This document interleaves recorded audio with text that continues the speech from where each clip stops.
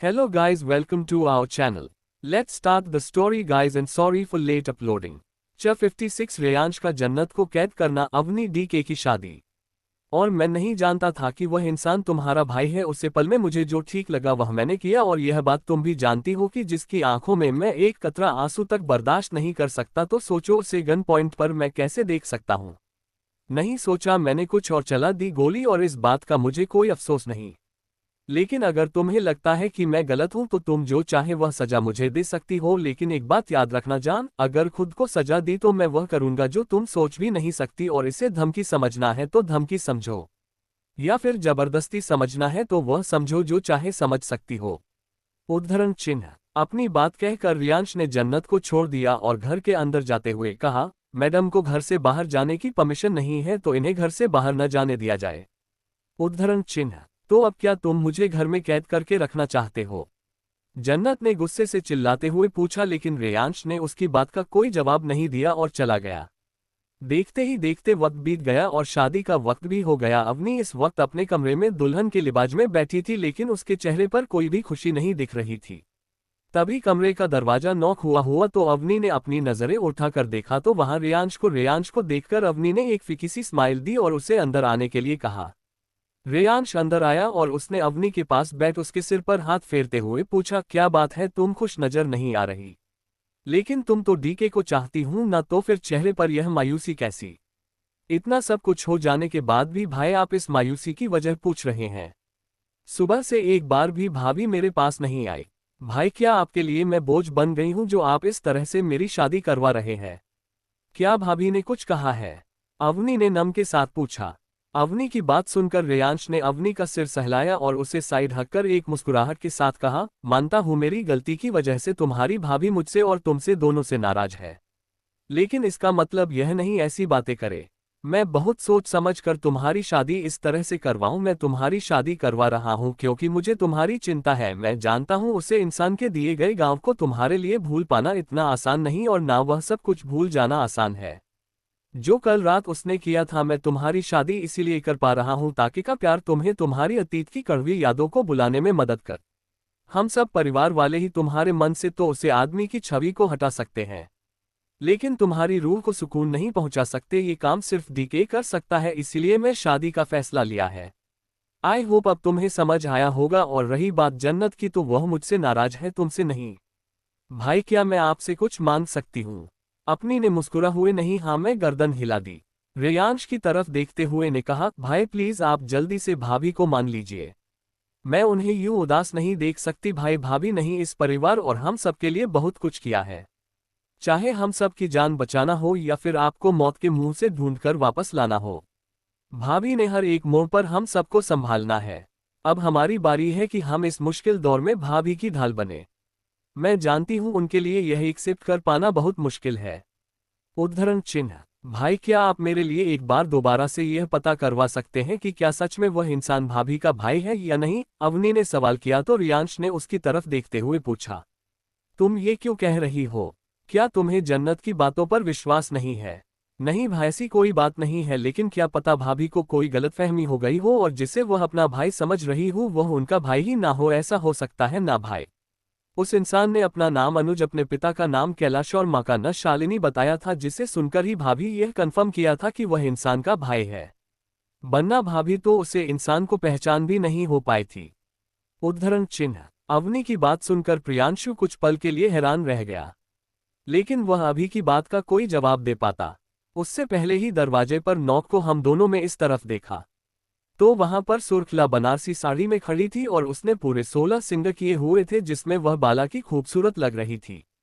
जन्नत को एक पल के लिए देखकर श्रेयांश का दिल धड़कन ही भूल गया था, और मैं नहीं जानता था कि वह इंसान तुम्हारा भाई है। उसे पल में मुझे जो ठीक लगा वह मैंने किया, और यह बात तुम भी जानती हो कि जिसकी आंखों में मैं एक कतरा आंसू तक बर्दाश्त नहीं कर सकता, तो सोचो उसे गन पॉइंट पर मैं कैसे देख सकता हूँ।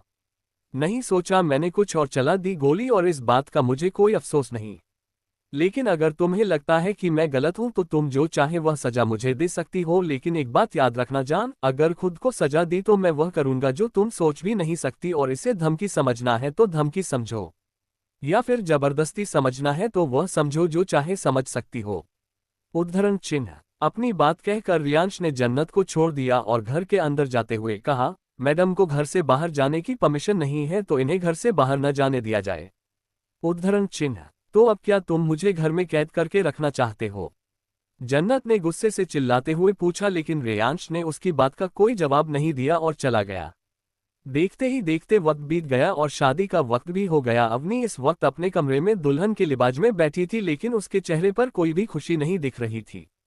तभी कमरे का दरवाजा नॉक हुआ तो अवनी ने अपनी नजरें उठाकर देखा तो वहां रेयांश को देखकर अवनी ने एक फीकी सी स्माइल दी और उसे अंदर आने के लिए कहा। रेयांश अंदर आया और उसने अवनी के पास बैठ उसके सिर पर हाथ फेरते हुए पूछा, क्या बात है, तुम खुश नजर नहीं आ रही?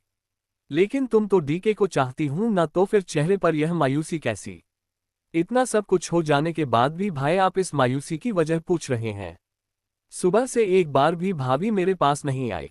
भाई क्या आपके लिए मैं बोझ बन गई हूं जो आप इस तरह से मेरी शादी करवा रहे हैं? क्या भाभी ने कुछ कहा है? अवनी ने नम के साथ पूछा। अवनी की बात सुनकर रेयांश ने अवनी का सिर सहलाया और उसे साइड हटकर एक मुस्कुराहट के साथ कहा, मानता हूं मेरी गलती की वजह से तुम्हारी भाभी मुझसे और तुमसे दोनों से नाराज है, लेकिन इसका मतलब यह नहीं ऐसी बातें करे। मैं बहुत सोच समझ कर तुम्हारी शादी इस तरह से करवाऊं। मैं तुम्हारी शादी करवा रहा हूं क्योंकि मुझे तुम्हारी चिंता है। मैं जानता हूं उसे इंसान के दिए गए गांव को तुम्हारे लिए भूल पाना इतना आसान नहीं और ना वह सब कुछ भूल जाना आसान है जो कल रात उसने किया था। मैं तुम्हारी शादी इसीलिए कर पा रहा हूं ताकि का प्यार तुम्हें तुम्हारी अतीत की कड़वी यादों को बुलाने में मदद कर।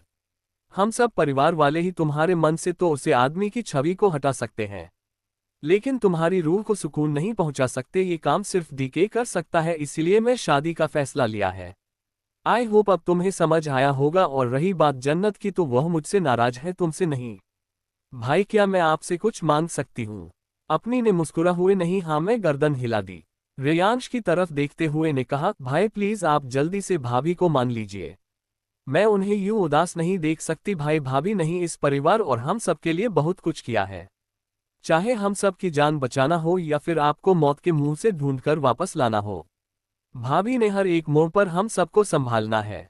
अब हमारी बारी है कि हम इस मुश्किल दौर में भाभी की ढाल बने। मैं जानती हूं उनके लिए यह एक्सेप्ट कर पाना बहुत मुश्किल है।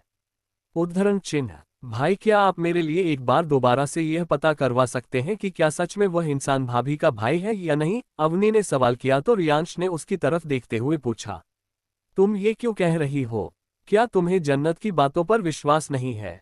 नहीं भाई ऐसी कोई बात नहीं है, लेकिन क्या पता भाभी को कोई गलतफहमी हो गई हो और जिसे वह अपना भाई समझ रही हो वह उनका भाई ही ना हो। ऐसा हो सकता है ना भाई?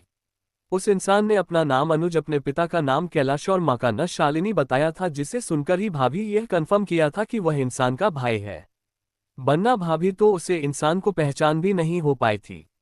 उद्धरण चिन्ह। अवनी की बात सुनकर प्रियांशु कुछ पल के लिए हैरान रह गया, लेकिन वह अभी की बात का कोई जवाब दे पाता उससे पहले ही दरवाजे पर नॉक को हम दोनों में इस तरफ देखा तो वहां पर सुर्खला बनारसी साड़ी में खड़ी थी और उसने पूरे 16 सिंगर किए हुए थे, जिसमें वह बाला की खूबसूरत लग रही थी। जन्नत को एक पल के लिए देखकर श्रेयांश का दिल धड़कन ही भूल गया था। 57 अवनी डीके की शादी, जन्नत का रेयांश को छोड़कर जाना। अवनी की बात सुनकर रेयांश कुछ पल के लिए हैरान रह गया, लेकिन वो अवनी की बात का कोई जवाब दे पाता उससे पहले ही दरवाजे पर नॉक हुआ। उन दोनों में उस तरफ देखा तो वहां पर सुर्ख लाल बनारसी साड़ी में जन्नत खड़ी थी और उसने पूरे 16 सिंगर किए हुए थे, जिसमें वह बला की खूबसूरत लग रही थी। जन्नत को एक पल के लिए देखकर रेयांश का दिल धड़कना ही भूल गया था। भाभी आप आए ना, मैं आपको ही याद कर रही थी। भाभी आप बहुत ज्यादा खूबसूरत लग रहे हो, अवनी ने अपनी जगह से खड़े होते हुए कहा।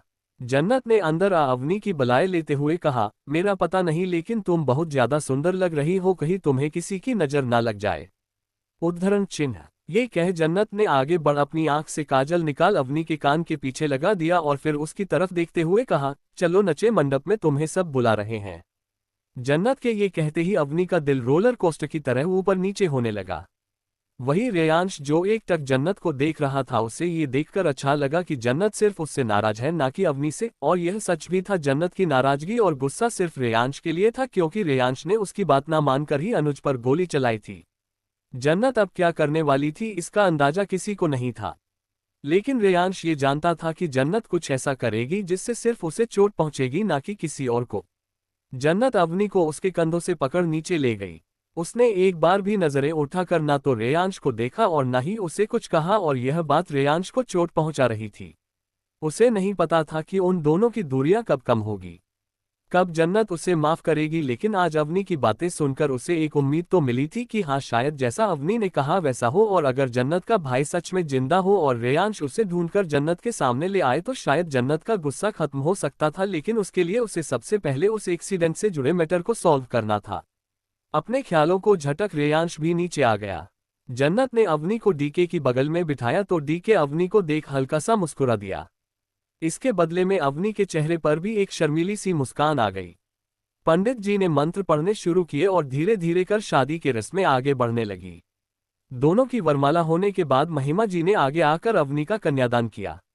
उसके बाद पंडित जी ने दोनों को फेरे लेने के लिए खड़ा किया। फेरे हो जाने के बाद डीके ने अपनी की मांग भरी तो अवनी की आंख से आंसू का एक कतरा निकल गया। जन्नत वही कुछ दूरी पर खड़ी उन दोनों को देख रही थी। उसे अपनी शादी याद आ गई थी, जब वो रेयांश से शादी नहीं करना चाहती थी लेकिन रेयांश ने उसे ब्लैकमेल कर उससे शादी की थी।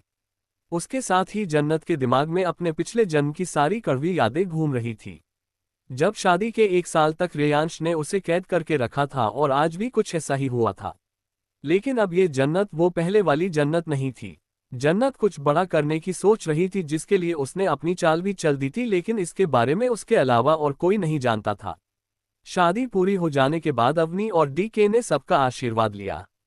जब डीके रेयांश के सामने आया तो रेयांश ने मुस्कुराते हुए उसे अपने गले से लगा लिया और अवनी भी जन्नत के सीने से लग गई। आखिर विदाई का वक्त जो आ गया था। डीके ने जन्नत की तरफ देखते हुए कहा, जन्नत मैडम, मेरी आपसे एक रिक्वेस्ट है। आप अवनी की भाभी हैं तो इस हिसाब से अब आप मेरी भी भाभी हैं।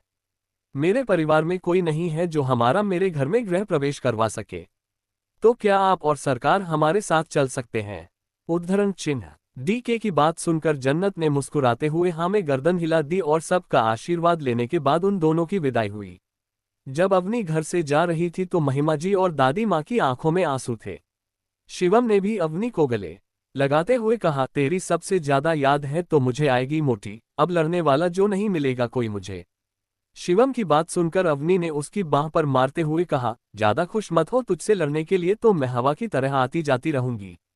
उद्धरण चिन्ह। 1 घंटे बाद जन्नत और रेयांश की गाड़ी एक हाई सोसाइटी के बाहर थी।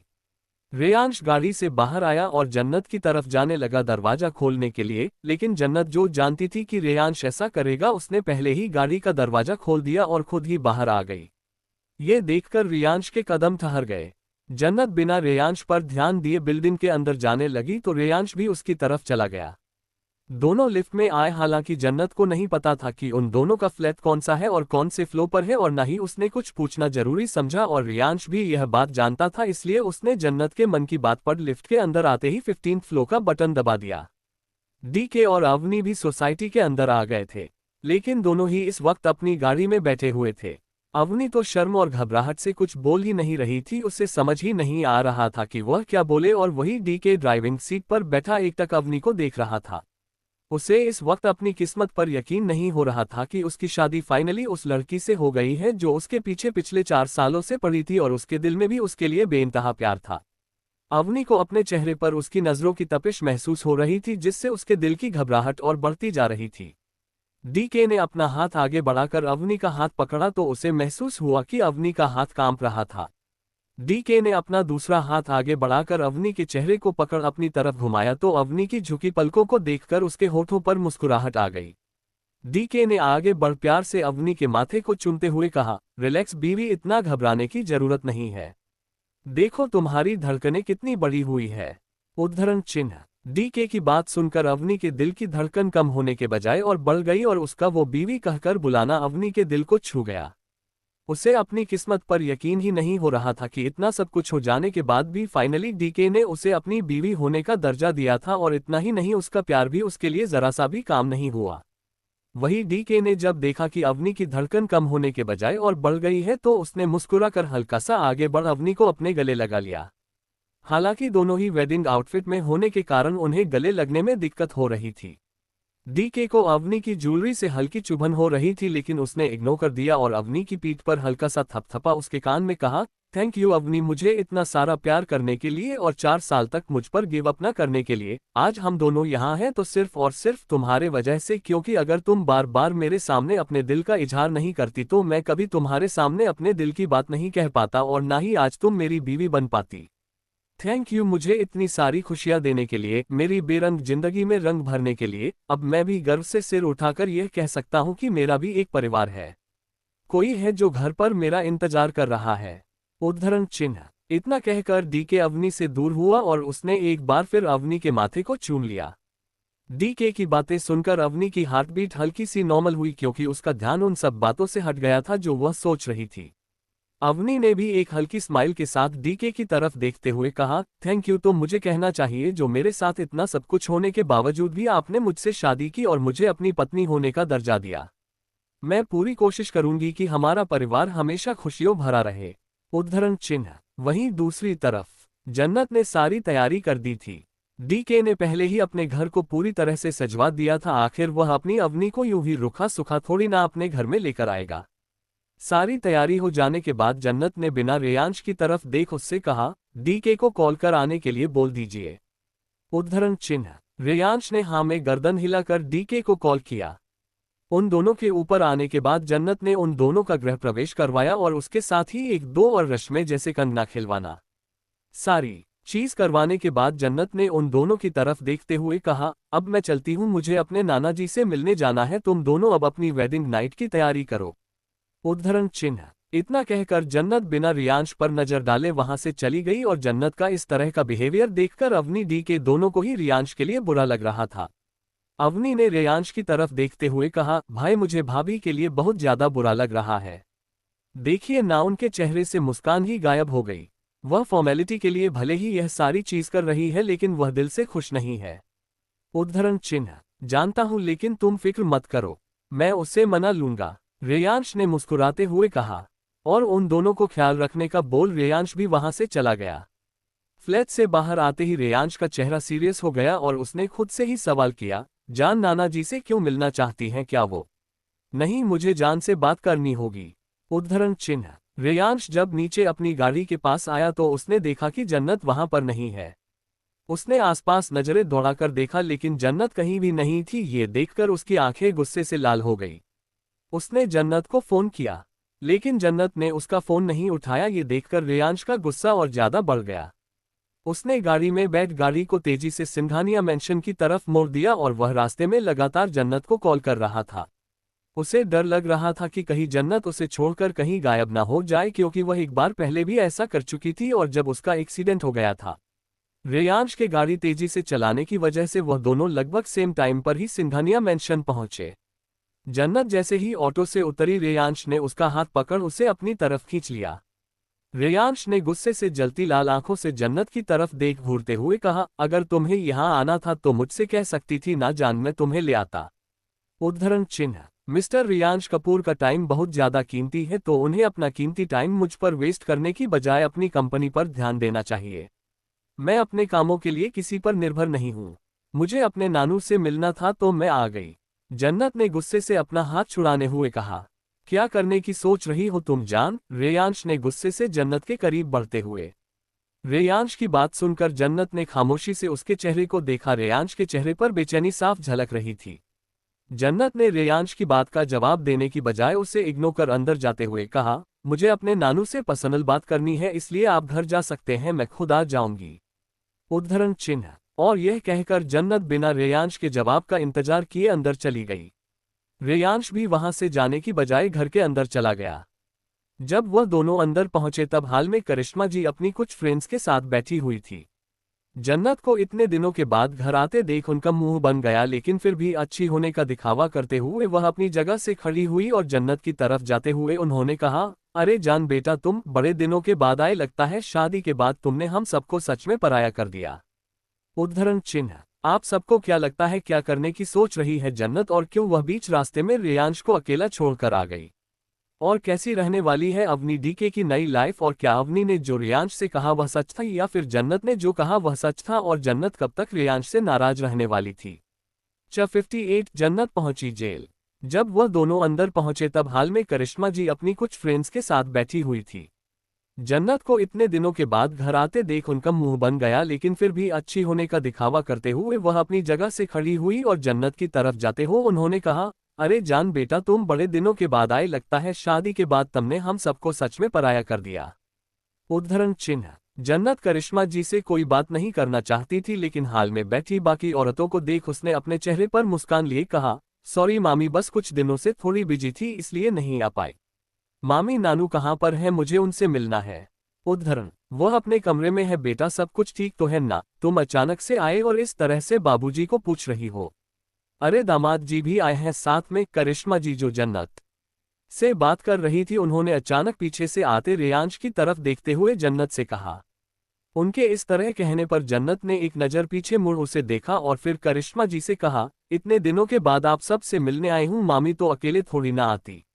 आप अपने दामाद की खातिरदारी कीजिए, तब तक मैं नानू से मिलकर आती हूँ। उद्धरण चिन्ह। अपनी बात कहकर जन्नत वहां से चली गई। जन्नत के जाने के बाद करिश्मा जी ने रेयांश का स्वागत किया और उसके बाद अपने फ्रेंड्स की तरफ देख उन्हें सॉरी बोल वहां से भेज दिया।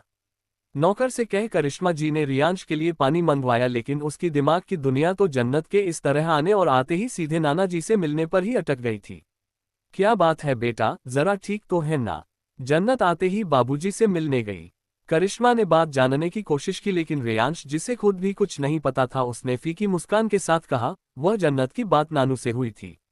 वह बता रहे थे कि उनकी तबीयत खराब है, शायद इसीलिए जन्नत उनसे मिलने आई है। उसने मुझसे कहा था कई बार कि उसे नानू से मिलना है, लेकिन मेरे पास टाइम ही नहीं था, आज मैं फ्री था तो लेकर आया उसे। रेयांश की बात सुनकर करिश्मा जी ने भी सिर हिला, लेकिन उन्हें रेयांश की बातों पर यकीन नहीं हुआ। वह खुद जानना चाहती थी कि जन्नत क्यों आई है, लेकिन मसला ये था कि रेयांश को यहाँ अकेला छोड़कर वह गायब नहीं हो सकती थी। इसलिए उन्होंने रेयांश से कहा, आज छुट्टी है तो तुम्हारे मामा जी घर पर ही हैं, मैं उन्हें बुलाकर लाती हूँ, तब तक तुम बैठकर ये चाय पियो। करिश्मा जी ने चाय की प्याली रेयांश की तरफ बढ़ाते हुए कहा, जो अभी थोड़ी देर पहले ही उन्होंने नौकर से कहकर बनवाई थी। थोड़ी देर में रेयांश को कंपनी देने के लिए ब्रिजेश जी वहां आ गए और करिश्मा की विलुप्त हो गई। 1 घंटा बीत गया रेयांश को जन्नत का इंतजार करते करते, लेकिन जन्नत अभी तक नाना जी के कमरे से बाहर नहीं आई थी। वहीं नाना जी के कमरे के बाहर कान लगाकर खड़ी करिश्मा जी का गुस्सा इस वक्त हद से ज्यादा बढ़ा हुआ था, क्योंकि उनके लाख कोशिशें के बाद भी वह अंदर का कुछ सुन नहीं पा रही थी, क्योंकि कमरा साउंड प्रूफ था। तभी करिश्मा जी को दरवाजा खोलने की आवाज आती है और वह एकदम से अलर्ट होकर भाग जाती है। कमरे से बाहर निकल जन्नत और नाना जी लिविंग हॉल में आए और कुछ देर नाना जी ने रेयांश से बातें की, उसके बातें वो घर आ गए।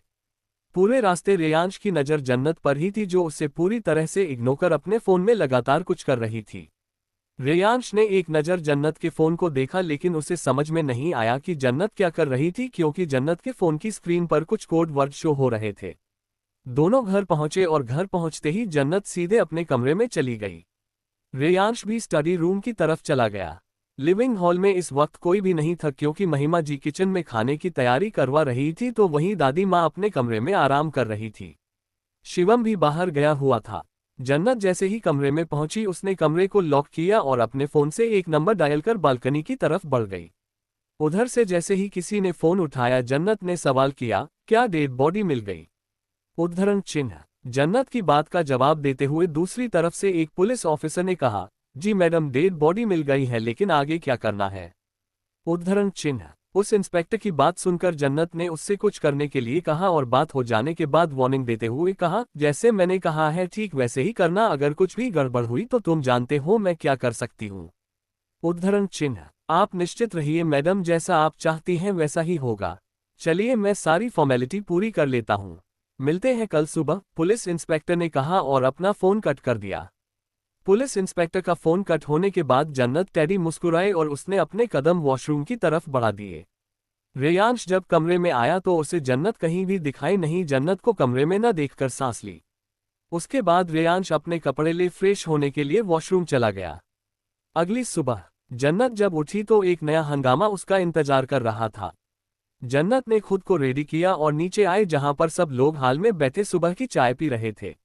जन्नत ने आकर दादी माँ और महिमा जी को गुड मॉर्निंग विश किया और वही उनके बगल में बैठ गई। महिमा जी ने चाय की प्याली में चाय डाल इस जन्नत की तरफ बढ़ते हुए कहा, ये लो बेटा। जन्नत ने मुस्कुराते हुए चाय ले ली और पीने लगी। उसके ठीक सामने रेयांश बैठा था जिसके हाथ में इस वक्त न्यूज़पेपर था। रेयांश की नजरें न्यूज़पेपर पर कम और जन्नत पर ज्यादा थी जो बार बार मैन एंट्रेंस की तरफ देख रही थी। जन्नत ने अपनी चाय खत्म की ही थी और कुछ काम का बोल अपने कमरे की तरफ चली गई। तभी डोर बेल बजी। एक सर्वेंट ने जाकर दरवाजा खोला तो अपने सामने पुलिस को देखकर घबरा गया। पुलिस वाले अंदर आए। पुलिस वालों को देखकर बाकी सब भी खड़े हो गए। एक पुलिस इंस्पेक्टर ने रेयांश की तरफ देखते हुए कहा, हेलो मिस्टर कपूर, कैसे हैं आप? क्या आप हमें बता सकते हैं कि मिसेज कपूर कहां पर है? उद्धरण चिन्ह। रेयांश ने एक नज़र हैरानी से ऊपर देखा और फिर पुलिस इंस्पेक्टर से कहा, हेलो सर, आप यहाँ? क्या बात है, आपको मेरी बीवी से क्यों मिलना है? कुछ हुआ है क्या? रेयांश की बात सुनकर पुलिस इंस्पेक्टर ने जवाब दिया, जी मिस्टर कपूर, हम लोगों को जन्नत मैडम ने फोन करके बुलाया है, इसीलिए हम उनसे मिलने आए हैं। उनका कहना था कि एक मर्डर केस का अहम सबूत उनके पास है, बस हम वही लेने आए हैं। उद्धरण चिन्ह। पुलिस इंस्पेक्टर की बात सुनकर रेयांश चौंक गया। उसे समझ नहीं आया कि जन्नत के पास ऐसा कौन से मर्डर केस का अहम सबूत है जिसे देने के लिए उसने पुलिस इंस्पेक्टर को बुलाया है। उद्धरण चिन्ह। बेटा ये सब क्या है? जन्नत किस मर्डर की बात कर रही थी? क्या तुम्हें इस बारे में कुछ पता है? दादी माँ ने पूछा। तेरे अंश ने नामे गर्दन हिला दी। वही महिमा जी ने एक सर्वेंट को बोल जन्नत को बुलाकर लाने के लिए कहा। वह सर्वेंट आधी सीढ़ियां ही चढ़ पाया था कि उसे सामने से आती हुई जन्नत दिखाई दी जिसके हाथ में एक गन थी जिसे उसने एक ट्रांसपेरेंट एविडेंस बैग में डाल रखा था। बाकी सब की नजर भी जन्नत के ऊपर ही गई। वहीं जन्नत के हाथ में अपनी गन देखकर रेयांश की भौहें सिकुड़ गई। ये वही गन थी जिससे उसने अनुज को मारा था। रेयांश को कुछ कुछ समझ आने लगा था। रेयांश को लग रहा था कि जन्नत ने पुलिस वालों को इसलिए बुलाया है ताकि वह उन्हें रेयांश के खिलाफ सबूत दे, ये कह सके कि रेयांश ने उसके भाई को मारा है। रेयांश लगातार जन्नत की आंखों में देख रहा था। जन्नत ने नीचे आकर पुलिस इंस्पेक्टर को हेलो कहा। जन्नत बेटा ये सब क्या है? तुमने पुलिस वालों को क्यों बुलाया है और किसका मर्डर हुआ है जिसका सबूत तुम्हारे पास है? महिमा जी ने हैरानी के साथ पूछा। लेकिन जन्नत ने उनकी बात का कोई जवाब नहीं दिया और फिर पुलिस इंस्पेक्टर की तरफ अपने 2 कदम बढ़ाकर वह आगे आए और उसने उस एविडेंस गन को पुलिस इंस्पेक्टर की तरफ बढ़ाते हुए कहा, ये लीजिए सर, यह मर्डर वेपन जिससे मैंने एक मर्डर किया है। मैंने इस गन से अपने ही भाई की जान ली है और मुझे इस बात का पछतावा है, इसीलिए मैं खुद को सरेंडर कर रही हूँ। उद्धरण चिन्ह। जन्नत की बात सुनकर सबके पैरों तले जमीन निकल गई। रेयांश सदमे से जन्नत को देख रहा था। उसे यह बिल्कुल उम्मीद नहीं थी कि उस मर्डर का इल्जाम जन्नत अपने सिर लगी। वह एकदम भूत बना खड़ा रहकर जन्नत को देखता रह गया। पुलिस इंस्पेक्टर ने जन्नत के हाथ से वह गन ले ली और अपने साथ ही आए एक फीमेल कांस्टेबल को इशारा करते हुए कहा, अरेस्ट करो इन्हें। पुलिस इंस्पेक्टर की बात सुनकर रेयांश होश में आया और उसने अपनी गुस्से से लाल आंखों से पहले पुलिस इंस्पेक्टर को घूरा और फिर जन्नत के पास आकर उसे झटके से अपनी तरफ पलटाते हुए रेयांश ने गुस्से से ही जन्नत की आंखों में देखते हुए कहा, ये सब क्या बकवास है? क्यों कर रही हो ये? तुम अच्छी तरह से जानते हो कि तुमने कोई मर्डर नहीं किया। अच्छा तरीका निकाला है तुमने बदला लेने का। जन्नत बेटा आप ये सब क्या कह रही है? आप जानते भी हैं आप क्या बोल रही है? आप इस तरह का इल्जाम अपने सिर पर क्यों ले रही है? और आपका तो कोई भाई नहीं, तो फिर आप किसी भाई की बात कर रही है? दादी माँ ने भी आगे जाकर पूछा। आई एम सॉरी माँ। दादी माँ अगर हो सके तो मुझे माफ कर दीजिएगा, लेकिन ये बात सच है, मैंने एक मर्डर किया है जब मेरा और अवनी का किडनैप हुआ था। मैंने अवनी के किडनैपर की जान ली है और वह किडनैपर कोई और नहीं बल्कि मेरा सालों पहले खोया हुआ भाई था, जिसकी मैंने अपने ही हाथों जान ले ली और अब मुझे ये गिल्ट खाए जा रहा है कि मैंने अपने ही हाथों से अपने भाई को मार डाला क्योंकि उसके अवनी को टॉर्चर किया था। उद्धरण चिन्ह। उसके बाद एक टक जन्नत ने रेयांश की तरफ देखते हुए कहा, मैं जानती हूँ आप मुझसे बहुत ज्यादा प्यार करते हैं, इसलिए आप मेरे किए गए गुनाह का इल्जाम भी हंसते हंसते अपने सिर ले लेंगे। लेकिन मैंने जो गलती की है उसका पछतावा मुझे है, इसलिए मैंने खुद को पुलिस को सौंपने का फैसला लिया है। आई होप कि आप मेरे इस फैसले को लेकर मुझे सपोर्ट करेंगे। ये कहकर जन्नत ने झटके से अपना हाथ छुड़ाया और पुलिस इंस्पेक्टर की तरफ देखते हुए कहा, अरेस्ट मी सर। पुलिस वाले जैसे ही जन्नत को अरेस्ट करने के लिए आगे बढ़े, रेयांश ने गुस्से से चिल्लाते हुए कहा, डोंट यू डरे touch my wife, otherwise the consequences will be very costly for all of you. Reyansh की इतनी खतरनाक आवाज सुनकर पुलिस वाले और जन्नत एक पल के लिए डर गए, लेकिन पुलिस इंस्पेक्टर रेयांश से नहीं डरा और उसने कहा, I am sorry sir but ये हमारी ड्यूटी है। इन्होंने अपराध किया है और खुद अपने गुनाह को एक्सेप्ट कर रही है। जब तक कि इसकी छानबीन नहीं हो जाती तब तक हमें इन्हें अरेस्ट करना ही होगा, सिर्फ चाहे इन्होंने मर्डर किया हो या फिर ना किया हो। उद्धरण चिन्ह। रेयांश ने दोबारा जन्नत का हाथ पकड़ उसे अपनी तरफ घुमाते हुए कहा, अपनी बकवास बंद करो जान, वरना मेरा गुस्सा तुम सह नहीं पाओगी। तुम अच्छे से जानती हो कि तुमने कोई मर्डर नहीं किया है, तो अपनी ये बकवास बंद करो। उद्धरण चिन्ह। जन्नत ने रेयांश की आंखों में देखते हुए कहा, मैंने यह मर्डर किया है और मुझे अपनी की गई इस गलती का पछतावा है, तो प्लीज मेरी आपसे ये रिक्वेस्ट है कि मेरे काम में दखल अंदाजी ना करें। मुझे अपने किए गए इस गुनाह का पश्चाताप करना है। उद्धरण चिन्ह। अपनी बात का कर जन्नत ने अपनी बांह छुड़वाई और उस इंस्पेक्टर की तरफ देखते हुए कहा, चलिए सर, मैं ऐसे ही चलने के लिए तैयार हूं। और यह कहकर उसने अपने कदम आगे बढ़ा दिए और रेयान से बस उसे गुस्से से जाते हुए देखता रह गया। जन्नत के जाने के बाद पुलिस इंस्पेक्टर और उसके साथ आए कांस्टेबल भी चले गए। जन्नत के जाने के बाद दादी जी ने धम से सोफे पर बैठते हुए कहा, ये सब क्या हो रहा है? जन्नत ने किसी की जान ली है, मुझे तो विश्वास ही नहीं हो रहा। वह और मर्डर नहीं, मैं ये मान ही नहीं सकती। उद्धरण चिन्ह। माँ, विश्वास तो मुझे भी नहीं हो रहा कि जन्नत किसी का मर्डर कर सकती है, लेकिन उसने खुद अपना गुनाह कबूल किया है। रेयांश बेटा, आखिर बात क्या है? क्या सच में जन्नत ने अपने खोए हुए भाई की जान ली है? महिमा जी ने पूछा। 59 जन्नत जेल में। माँ, विश्वास तो मुझे भी नहीं हो रहा कि जन्नत किसी का मर्डर कर सकती है, लेकिन उसने खुद अपना गुनाह कबूल किया है। रेयांश बेटा, आखिर बात क्या है? क्या सच में जन्नत ने अपने खोए हुए भाई की जान ली है? महिमा जी ने पूछा। तो रेयांश ने उनसे कहा, नहीं मॉम, जन्नत झूठ बोल रही है। मैंने उस किडनैपर की जान ली थी जिसे जन्नत को गन पॉइंट पर रखा था, लेकिन मुझे बचाने के लिए जन्नत ने जानबूझकर सारा इल्जाम अपने सर लिया है। लेकिन आप चिंता मत कीजिए, मैं उसे कुछ नहीं होने दूंगा। उद्धरण चिन्ह। यह क्या कर रेयांश घर से बाहर निकल गया। घर से बाहर निकलते ही रेयांश ने डीके को कॉल किया। डीके, जो अवनी को अपनी बाहों में भर सुकून के साथ सो रहा था, वह फोन की बेल सुनकर उठा। डीके ने अलसाए आंखों से फोन की स्क्रीन देखा। रेयांश का नाम देखकर उसने अपनी आंखें पूरी तरह से खोल झट से फोन उठा लिया। वह कुछ कहता उससे पहले ही उसे दूसरी तरफ से रेयांश की गुस्से भरी आवाज सुनाई दी, डीके, तुम्हारे पास सिर्फ 1 घंटा है। जल्द से जल्द लॉयर की बेस्ट टीम हायर करो और जन्नत के बेल के पेपर लेकर पुलिस स्टेशन पहुंचे। उद्धरण चिन्ह। रेयांश की बात सुनकर डीके कुछ पल के लिए फ्रिज हो गया और उसने हैरानी के साथ पूछा, क्या जन्नत मैडम जेल में है? लेकिन क्यों? डीके, ये सवाल जवाब का वक्त नहीं है, जितना कहा है उतना करो। डीके, जन्नत ने उस अनुज के मर्डर का चार्ज अपने सिर लिया है ताकि वह मुझे सजा दे सके, क्योंकि वह ये बात अच्छे से जानती है कि मैं उसे तकलीफ में नहीं देख सकता हूं। अब जल्दी से बेल के पेपर रेडी करवाओ और पुलिस स्टेशन पहुंच जाओ। मैं वही जा रहा हूं, रेयांश ने कहा और फोन कट कर दिया। उसका गुस्सा इस वक्त उसके बस से बाहर था। रेयांश ने अपनी 2 उंगलियों से अपने माथे को सहलाते हुए कहा, यह तुमने अच्छा नहीं किया जान। अच्छा तरीका ढूंढा है मुझसे बदला लेने का, लेकिन तुम शायद ये भूल गई कि मैं कौन हूं और क्या कर सकता हूं। उद्धरण चिन्ह। रेयांश गाड़ी में बैठा और उसने गाड़ी को फुल स्पीड से पुलिस स्टेशन की तरफ बढ़ा दिया। वहीं दूसरी तरफ डीके की आवाज सुन अवनी की आंखें खुल गई थी।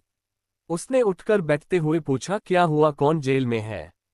उद्धरण चिन्ह। जन्नत मैडम, उन्होंने उस अनुज के मर्डर का इल्जाम अपने सिर लिया है और उन्होंने ये सब कुछ सरकार से बदला लेने के लिए किया है।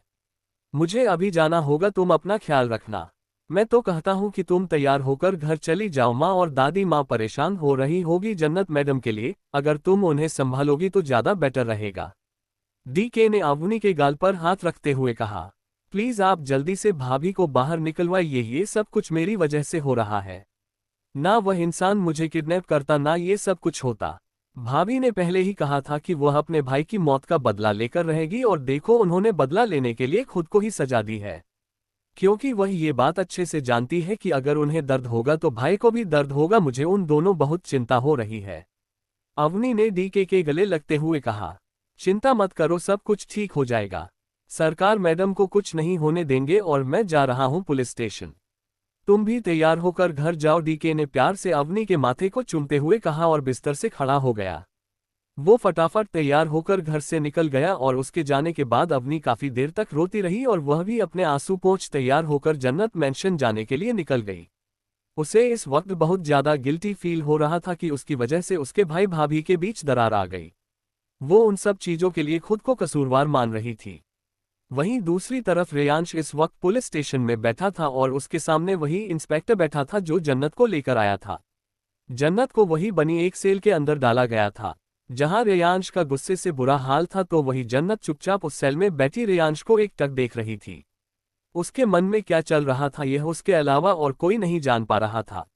रेयांश ने इंस्पेक्टर की तरफ देखते हुए कहा, मेरा लॉयर आता ही होगा बेल के पेपर लेकर, क्या तब तक मैं अपनी वाइफ से मिल सकता हूं? उद्धरण चिन्ह। रेयांश की बात सुनकर पुलिस इंस्पेक्टर ने उसकी तरफ देखा और सहज भाव से कहा, मैं आपको आपकी बीवी से मिलने से नहीं रोकूंगा, आप मिल सकते हैं, लेकिन आप अभी अपनी वाइफ की बेल नहीं करवा सकते क्योंकि उन पर मर्डर का चार्ज है। हमने मर्डर वेपन को फॉरेंसिक की जांच के लिए भेज दिया है और जब तक रिपोर्ट नहीं आ जाती और हम उसे कोर्ट में सबमिट नहीं कर देते तब तक आप उन्हें नहीं लेकर जा सकते हो। उद्धरण चिन्ह। 60 क्यों कर रही हो ये सब? तपड़ है दोनों के हिस्से में। पुलिस इंस्पेक्टर की बात सुनकर रेयांश की आंखों में एक अनकहा गुस्सा जन्नत के लिए झलकने लगा। वह गुस्सा था या बेबसी कुछ ना कर पाने की यह समझ पाना थोड़ा मुश्किल था। रेयांश अपनी जगह से खड़ा हुआ तब पुलिस इंस्पेक्टर ने एक कांस्टेबल की तरफ इशारा करते हुए कहा, इन दोनों को मीटिंग रूम में ले जाओ। उद्धरण चिन्ह। कांस्टेबल जी साहब कहकर पहले रेयांश को मीटिंग रूम में छोड़ आया और फिर जन्नत को ले गया। वह उन दोनों को मीटिंग रूम में छोड़कर मीटिंग रूम के बाहर आकर खड़ा हो गया। जन्नत रेयांश पर बिना ध्यान दिए वहीं रखी चेयर पर बैठ गई और उसने कुछ नहीं कहा। रेयांश ने कुछ पल एक टक जन्नत के खामोश चेहरे को देखा। जन्नत के अंदर क्या चल रहा था यह वह पढ़ने की कोशिश कर रहा था, लेकिन उसके लाख चाहने पर भी वो जन्नत के दिल की बात नहीं पढ़ पा रहा था। उसे एक पल के लिए ऐसा लग रहा था कि यह वह जन्नत है ही नहीं जो उस पर अपनी जान लुटाती थी, जो उसके लिए एक अनजाने आइलैंड पर घुस गई थी। रेयांश अपनी चेयर से खड़ा हुआ और उसने उस चेयर को एकदम जन्नत की चेयर की बगल मिलकर छोड़ दिया और उस पर बैठ गया। उसने घुमाकर जन्नत की चेयर का फेस अपनी तरफ किया। अब वह और जन्नत आमने सामने बैठे थे। श्रेयांश की इस हरकत पर जन्नत ने एक नज़र उठाकर उसे देखा और फिर अपनी नज़रें फेर ली। न जाने क्यों जब से वह हादसा हुआ था जन्नत खामोश हो गई थी, जैसे उसके दिमाग में कुछ बड़ा करने का प्लान चल रहा हो। रेयांश ने जन्नत के गाल पर हाथ रख उसका चेहरा अपनी तरफ घुमाया और उसकी आंखों में देखते हुए कहा, क्यों कर रही हो ये सब? क्या चल रहा है तुम्हारे दिमाग में? तुम्हें देखकर यह मैं दावे के साथ कह सकता हूं कि तुम मुझसे बदला लेने के लिए ये सब नहीं कर रही हो, बल्कि इसके पीछे वजह कुछ और ही है। बताओ मुझे क्यों कर रही हो ये सब, और ऐसी कौन सी बात है जो तुम मुझसे छुपा रही हो? रेयांश की बात सुनकर जन्नत ने 2 पल के लिए उसके चेहरे को देखा और फिर बिना किसी भाव के साथ कहा, आपको जरूर कोई गलतफहमी हुई है। मैं आपसे क्या छुपाऊंगी, मैं कुछ नहीं छुपा रही, और मैं ये सब क्यों कर रही हूं इसकी वजह आप अच्छे से जानते हैं। उद्धरण चिन्ह। हाँ, अच्छे से जानता हूं अपनी जान को, जिसके लिए उसके अंश से उसका रिश्ता दिल से रूह तक का था। अच्छे से जानता हूं अपनी उस जान को जो अपने अंश के लिए समुद्र के बीचों बीच एक अनजाने आइलैंड पर अपने पति को बचाने के लिए बिना किसी की फिक्र किए बिना डरे चली गई थी। अगर तुम मुझसे कुछ नहीं छुपा रही हो जान, और सच में तुम मुझसे बदला लेने के लिए ये सब कर रही हो, तो यही बात मेरी आंखों में देखकर कहो। रेयांश की बात सुनकर जन्नत एक टक रेयांश के चेहरे को देखने लगी और उसने अपने मन में कहा, सही कहा आपने, आपकी जान आपको बचाने के लिए एक अनजान आइलैंड पर जा सकती है, तो आपकी वही जान इस अनजाने खतरे से आपको बचाने के लिए कुछ भी कर सकती है। उद्धरण चिन्ह। जब रेयांश ने जन्नत को ख्यालों में डूबे हुए देखा तो उसने आगे बढ़ जन्नत के गाल पर एक किस कर उसकी आंखों में देखते हुए कहा, तड़प रहा हूं मैं मेरी जान के लिए, क्या मुझे इतना भी हक नहीं दोगी कि मैं तुम्हारी इस खामोशी को पढ़ सकूं? उद्धरण चिन्ह। रेयांश की बात सुनकर जन्नत उससे दूर हुई और उसने अपनी आंखें बंद कर कुछ महसूस करने की कोशिश की। जब उसे तसल्ली हो गई तो उसने अपनी आंखें खोल चारों तरफ देखा। उसे ये देखकर राहत मिली कि उस कमरे में कोई सीसीटीवी कैमरा नहीं था। जन्नत हल्का सा आगे झुकी और उसने रेयांश की आंखों में देख गहराई से कहा, जन्नत, रेयांश कपूर अपने पति से बहुत प्यार करती है और उसके लिए कुछ भी कर सकती है, बाकी आप खुद समझदार हैं। उद्धरण चिन्ह। जन्नत ने बिना किसी बात के ही अपनी बात कह दी थी और रेयांश ने उसके कहने से भली भांति समझ गया कि जन्नत क्या कहना चाहती है। जन्नत की बात सुनकर रेयांश गहराई से जन्नत की आंखों में देखने लगा और जन्नत के होठों पर आई उस तीखी मुस्कुराहट को देखकर रेयांश ने हल्की नाराजगी के साथ कहा, जन्नत, रेयांश कपूर अपने पति के लिए बहुत कुछ कर सकती है, तो क्या रेयांश कपूर अपनी जन्नत की खुशी के लिए कुछ नहीं कर सकता? क्या उसकी जन्नत उसे इतना भी हक नहीं देगी? उद्धरण चिन्ह। अभी तो आपको मेरे लिए बहुत कुछ करना है, जब सही वक्त आएगा तब बता दूंगी, लेकिन तब तक के लिए आप मुझसे कोई सवाल नहीं करेंगे और जैसा मैं कहूंगी बस वही करेंगे। फिलहाल के लिए तो आपको बस इतना ही करना है कि मेरे लिए इस जेल में जो भी खाना पीना आए वह आपकी नज़रों से होकर आए। जन्नत ने कहा तो रेयांश हैरानी से जन्नत को देखने लगा। तभी जन्नत को कुछ महसूस हुआ और वह एकदम से रेयांश से दूर हो गई और उसने पलटकर रेयांश की तरफ पीट कर कहा, अब आप यहाँ से जा सकते हैं। जब तक मैं आपसे अपने भाई की मौत का बदला नहीं ले लेती तब तक मैं आपको माफ नहीं करने वाली। उद्धरण चिन्ह। वही जन्नत की बात को एकदम पलटते देख रेयांश दंग रह गया और उसे कुछ भी समझ में नहीं आया।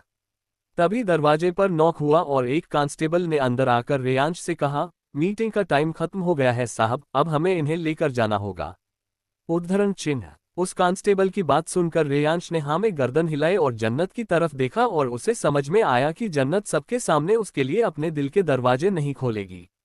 रेयांश ने भी जन्नत की एक्टिंग में उसका साथ देते हुए कहा, मैंने तुमसे कितनी बार कहा जान, वह सब कुछ गलती से हुआ है, अगर तुम उसके लिए यूं ही मुझे तड़पाने वाली हो तो ठीक है, मुझे तुम्हारी ये तड़प भी मंजूर है। उद्धरण चिन्ह। अपनी बात कहकर रेयांश सीरियस एक्सप्रेशन के साथ वहां से निकल गया और उसकी बात सुनकर जन्नत मन ही मन मुस्कुराए और उसने खुद से कहा, कुछ दिनों की तड़प तो हम दोनों के ही हिस्से में है अंश। उद्धरण चिन्ह। वहीं दूसरी तरफ डीके पुलिस स्टेशन के बाहर पहुंच गया था और उसके साथ ही एक वकील था। रेयांश को देखकर डीके रुक गया और उसने रेयांश से कहा, सरकार बेल के पेपर रेडी है। उद्धरण चिन्ह। अब इनकी जरूरत नहीं डीके, वकील को यहां से भेजो और जल्दी आओ। मैं गाड़ी में तुम्हारा इंतजार कर रहा हूं, रेयांश ने कहा और उसके चेहरे पर गुस्सा साफ झलक रहा था। डीके ने कुछ कहना चाहा लेकिन रेयांश तेज कदमों से वहां से निकल गया तो दक ने शोक में ही वकील को अपने हाथ के इशारे से जाने को कहा और खुद रेयांश की तरफ बढ़ गया। जब वह रेयांश की गाड़ी के अंदर आया तो रेयांश ने बिना किसी भाव के कहा, आरके मैंशन चलो। रेयांश की बात सुनकर डीके ने ड्राइवर की तरफ हाथ से इशारा किया तो ड्राइवर ने गाड़ी स्टार्ट कर दी। गाड़ी को चले अभी 5 मिनट ही हुई थी कि रेयांश ने अपने फोन में कुछ करते हुए कहा, अवनी को आरके मैंशन बुलाओ, मुझे उससे बात करनी है। उद्धरण चिन्ह। रेयांश की बात सुनकर डीके ने जल्दी से कहा, जी सरकार, मैं अभी अवनी को बुलाता हूं। उद्धरण चिन्ह। इतना कहकर उसने अवनी को कॉल किया। रिंग जा रही थी कि तभी डीके को रेयांश की आवाज दोबारा सुनाई दी, शिवम को भी आने के लिए कहो। उद्धरण चिन्ह। डीके ने हाँ में अपनी गर्दन हिला दी कि तभी दूसरी तरफ से अवनी ने फोन उठाया और उससे पूछा, क्या भाभी की बेल हो गई? आप कब आ रहे हैं भाभी को लेकर घर? अवनी सरकार को तुमसे जरूरी बात करनी है, तुम अभी शिवम के साथ आरके मैंशन पहुंचे। डीके ने बिना अवनी की बात का जवाब दिए उससे कहा और फोन कट कर दिया। वही अवनी हैरानी से अपने फोन को बस देखती रह गई तो महिमा जी ने उससे पूछा, क्या हुआ बेटा, क्या कह रहा था डीके? तो अवनी ने महिमा जी की तरफ देखते हुए कहा, भाई ने मुझे और शिवम को आरके मैंशन बुलाया है, वह भी अभी। क्या? लेकिन भाई तो भाभी की बेल करवाने गए थे ना, तो फिर वह हम दोनों को आरके मैंशन क्यों बुला रहे हैं? शिवम ने सरप्राइज होते हुए पूछा। तो अवनी ने कहा, मुझे नहीं पता, लेकिन इन्होंने मुझे यही कहा है कि भाई हम दोनों को आरके मैंशन बुला रहे हैं, वह भी अभी। भाई को कुछ बात करनी है मुझसे। अवनी की बात सुनकर शिवम सरप्राइज तो हुआ लेकिन फिर उसे परसों डीके की कही बात याद आ गई कि अब उसे अपने भाई की ढाल बनना है और उसकी आने वाली समय में बहुत जरूरत होगी। उद्धरण चिन्ह। ठीक है, चलो चलते हैं माँ, हम थोड़ी देर में आते हैं। शिवम ने ये कहते हुए अपनी जगह से उठते हुए अपना फोन हाथ में ले लिया जो वही टेबल पर रखा हुआ था। महिमा जी और दादी माँ को कुछ समझ में नहीं आ रहा था लेकिन फिर भी उन्होंने अपना सिर हिला उन्हें जाने की परमिशन दे दी। वही बनारस के बाहर एक छोटी सी झील थी और उसे झील से कुछ दूरी पर एक बड़ा सा बंगला था जो फिलहाल बेरंग और सुनसान पड़ा था।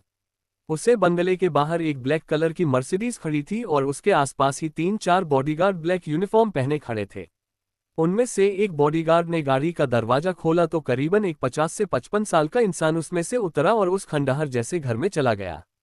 वह घर चारों तरफ से सूखे पत्तों और रेत से ढका हुआ था। भले ही वह इंसान 50 से 55 साल का था लेकिन उसके चेहरे पर रोब और आंखों में एक शैतानी चमक साफ दिखाई दे रही थी। उस इंसान के साथ ही एक बॉडीगार्ड उसके ऊपर छाता लिए चल रहा था। घर की मेन एंट्रेंस पर आने के बाद उस इंसान ने बिना कुछ कहे अपना हाथ आगे बढ़ाया तो एक बॉडीगार्ड ने छत से दरवाजा खोल दिया और वह इंसान अंदर चला गया।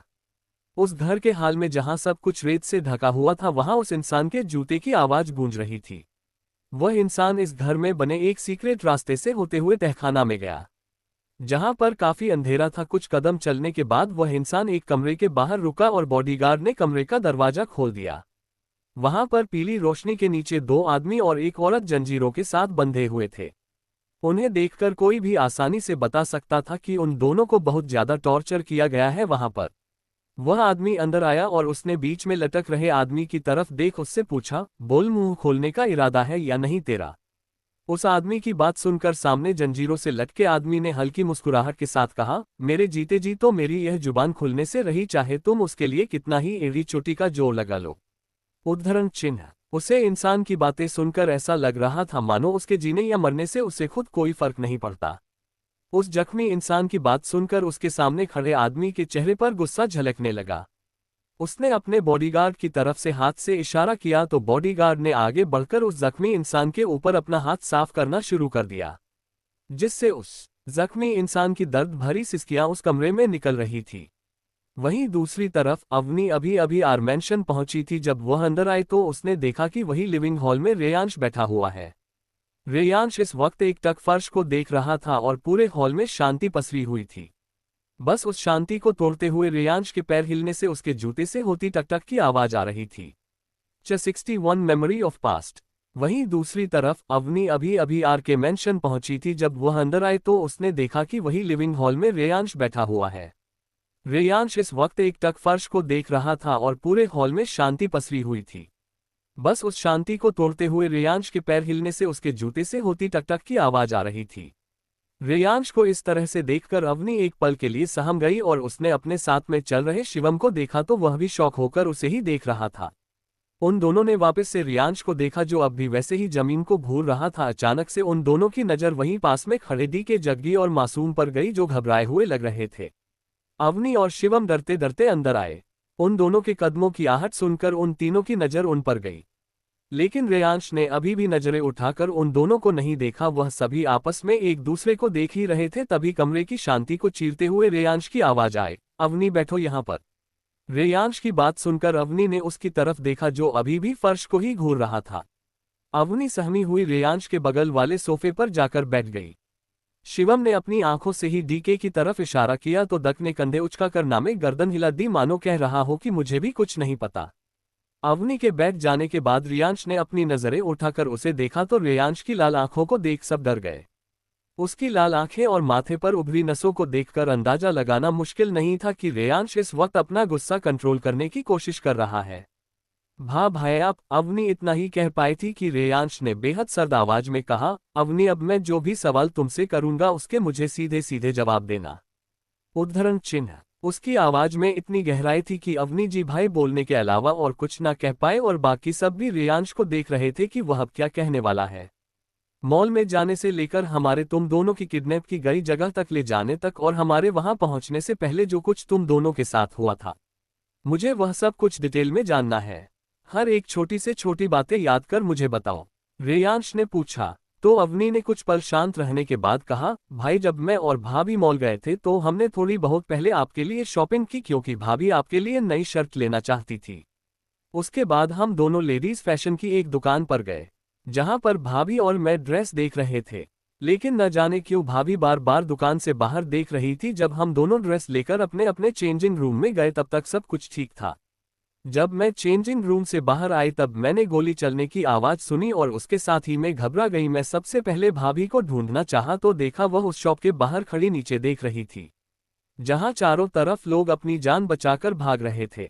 वहीं भाभी खामोशी से नीचे देख रही थी। उन्हें इतना शांत देखकर मुझे थोड़ा अजीब तो लगा, लेकिन जब मैं उनके पास गई और मैंने भाभी से पूछा कि यह गोलियों की आवाज कैसी आ रही है तो भाभी ने कहा कि शायद गुंडों ने या फिर टेररिस्ट ने मॉल पर अटैक किया है क्योंकि अक्सर मॉल जैसी जगह पर टेररिस्ट अटैक ज्यादा होते हैं।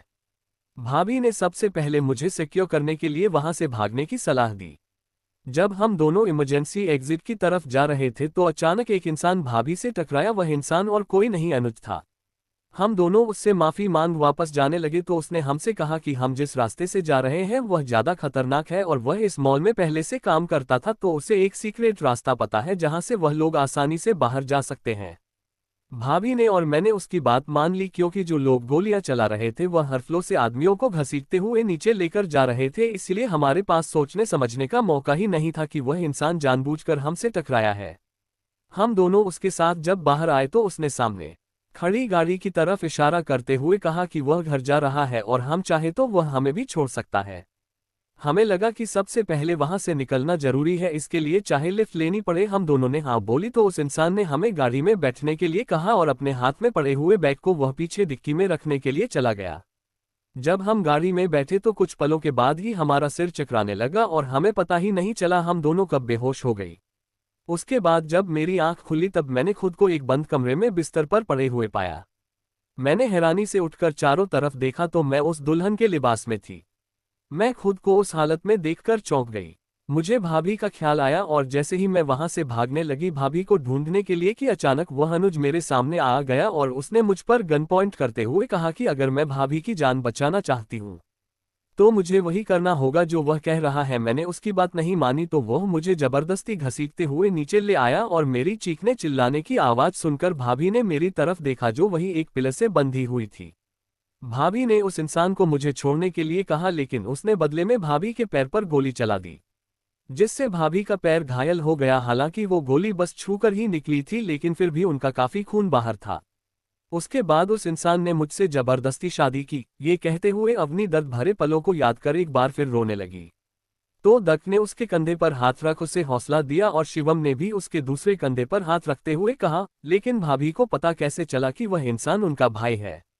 उद्धरण चिन्ह। शिवम की बात सुनकर अवनी ने अपने आंसू साफ किए और आगे कहा, शादी पूरी हो जाने के बाद मैं टूटकर बिखर गई थी, इसलिए मैंने गुस्से में उस इंसान से कहा कि वह अब खुश होगा मुझे ये शादी करके, जबकि मैं तो उसे जानती तक नहीं और ना मुझे उसका नाम मालूम। उद्धरण चिन्ह। मेरे पूछने पर उस इंसान ने अपना नाम और अपने माँ बाप का नाम बताया और साथ में उसने कार एक्सीडेंट और अपनी छोटी बहन के गुम होने की बात बताई। लेकिन उसकी बातें सुनकर भाभी ने उस सवाल किया, लेकिन एक बात मुझे बड़ी अजीब लगी थी भाई, वह जब भाभी और मेरे सवालों का जवाब दे रहा था तो वह बार बार जन्नत भाभी के ऊपर बनी बालकनी की तरफ देख रहा था। मैंने वहां देखा लेकिन वहां पर कोई नहीं था, लेकिन फिर भी वह इंसान हर दूसरी मिनट में वहां देखकर बात कर रहा था। जब भाभी ने उस सवाल किया कि क्या वह अनु है तो भाभी के सवाल का जवाब देने से पहले ही वहां पर गोलियां चलने की आवाज आने लगी और जैसे ही उस इंसान ने गोलियों की आवाज सुन ली तो वह वापस ऊपर की तरफ देखा और फिर उसने भाभी को रस्सी से खोला और हम दोनों को लेकर पीछे के गेट से निकल गया। उसके बाद क्या हुआ ये तो आप जानते हैं भाई, अवनी ने कहा। इसका मतलब है वहां पर कोई और भी था सरकार है, और शायद है यह इंसान ही असल मास्टरमाइंड था। वह अनुज तो सिर्फ एक प्याला था जिसे उसने जन्नत मैडम के सामने फेंका था, DK ने कहा। इसका मतलब है इस बात के पूरे चांसेस है कि वह इंसान भाभी का भाई होने का सिर्फ दिखावा कर रहा था और उसने ये सब कुछ किसी के कहने पर किया। लेकिन किसके? मासूम ने भी हैरानी से पूछा। वह इंसान जन्नत का भाई था या नहीं इस बात से कोई फर्क नहीं पड़ता, लेकिन जान ये बात पहले से जानती थी कि यह सब एक साजिश है और अनुज सिर्फ प्याला है, जबकि इन सब के पीछे मास्टरमाइंड कोई और ही है। और उसके असली इरादे क्या है हम लोग अभी इस बात से अनजान है, रेयांश ने गुस्से से कहा। लेकिन भाई अगर ऐसा है तो फिर भाभी ने ये सब क्यों किया? क्यों उन्होंने उस इंसान के खून का इल्जाम अपने सर लिया? लेकिन भाई भाभी तो कह रही थी कि वह आपसे बदला लेने के लिए सब कुछ कर रही है, अवनी ने हैरानी से कहा। तो रेयांश ने एक हल्की मुस्कुराहट के साथ DK से पूछा, DK मेरे एक सवाल का जवाब दो, जन्नत मेरी जान बचाने के लिए किस हद तक जा सकती है? उद्धरण चिन्ह। रेयांश की बात सुनकर DK एक पल के लिए हैरान रह गया, लेकिन फिर उसने पूरे विश्वास के साथ जवाब दिया, किसी भी हद तक जा सकती है सरकार। आपने तो ये खुद देखा था कि आपको बचाने के लिए मैडम किस तरह एक अनजाने आइलैंड पर सिर्फ 5 बॉडीगार्ड के साथ घुस गई थी, जबकि वह पूरा आइलैंड दुश्मनों का था। जब मैडम आपको बचाने के लिए इस कदर मौत के मुंह में चली गई थी तो मुझे कोई हैरानी नहीं है कि वह आपकी जान बचाने के लिए कुछ भी कर सकती है। कहीं उन्होंने ये सब जानबूझकर तो नहीं किया ताकि कोई आपको टारगेट ना करे? उद्धरण चिन्ह। अपनी बात कहते कहते अचानक DK ने अपना सिर पकड़ लिया और अब सबको कुछ कुछ समझ में आने लगा था। वही अवनी और शिवम को ये बात नहीं पता थी कि जन्नत रेयांश को बचाने के लिए कहाँ गई थी। उन दोनों को भी वह एक्सीडेंट याद आया और शिवम ने कहा, भाई भाभी तो हम सबकी जान बचाने के लिए भी किसी भी हद तक जा सकती है। जब उस दिन घर में आग लगी थी तो हम सबको सबसे पहले बचाने वाली भाभी ही थी, वरना हम सबको तो उससे रात उसे हमले के बारे में कुछ पता भी नहीं था। उद्धरण चिन्ह। शिवम की बात सुनकर रेयांश के होठों की मुस्कुराहट और बढ़ गई और उसने एक सवाल किया, हम सबको बचाने के लिए जन्नत कुछ भी कर सकती है, तो क्या तुम सबको लगता है कि वह एक अनजान शख्स के सिर्फ ये कह देने से कि वह उसका भाई है वह उसकी बातों पर विश्वास कर लेगी? और इतना ही नहीं, उसकी मौत का बदला लेने के लिए वो हम सबको दर्द दे सकती है। उद्धरण चिन्ह रे थारी भान खाई कई में, इसका मतलब जन्नत मैडम ने यूं सब कुछ जानबूझकर करा से, पर उन्होंने ऐसा क्यों करा, मतलब ही जरूरत की थी यह सब करने की। जग्गी ने हैरानी से कहा तो डीके उसे घूर कर देखने लगा, क्योंकि जग्गी ने अभी अभी गाली अपशब्द वाली नहीं बल्कि यह एक शकीक रिएक्शन वाली गाली थी जिसे हरियाणवी भाषा में दिया जाता था, दी थी। यही तो मैं भी सोच रहा हूँ कि जान ने ये सब कुछ क्यों किया और उसे यह डर क्यों है कि कोई उसकी जान लेना चाहता है। रेयांश ने गुस्से और फ्रस्ट्रेशन के मिले जुले भाव से कहा। रेयांश की बात सुनकर बाकी सभी परेशान होकर सोचने लगे कि तभी मैनन गेट की तरफ से एक आवाज आई, अगर आपका दिमाग थक गया हो तो हम कुछ मदद कर दे सरकार। उस आवाज को सुनकर सब लोगों ने हैरानी से उस तरफ देखा तो वहां पर वही पुलिस इंस्पेक्टर खड़ा था जिसने 3 घंटे पहले जन्नत को अरेस्ट किया था। लेकिन उन सब की आंखें हैरानी से तब बड़ी हो गई जब उन्होंने देखा उस इंसान के साथ ही प्रियंका खड़ी थी जिसके चेहरे पर फिलहाल एक हल्की सी मुस्कुराहट थी। प्रियंका ने इस मुस्कुराहट के साथ ही अंदर आते हुए शरारती मुस्कान के साथ कहा, अगर आपका दिमाग थक गया है तो हम कुछ मदद कर देते हैं सरकार। प्रियंका को देखकर जहां रेयांश हैरान था तो वही शिवम के दिल के तार झंझना उठे और उसके दिल में एक ही गाना बज रहा था, तुझे देखा तो ये जाना सनम प्यार होता है दीवाना सनम। प्रियंका, तुम और आप अब तो वही इंस्पेक्टर होना जिसने आप सुबह भाभी को अरेस्ट किया था?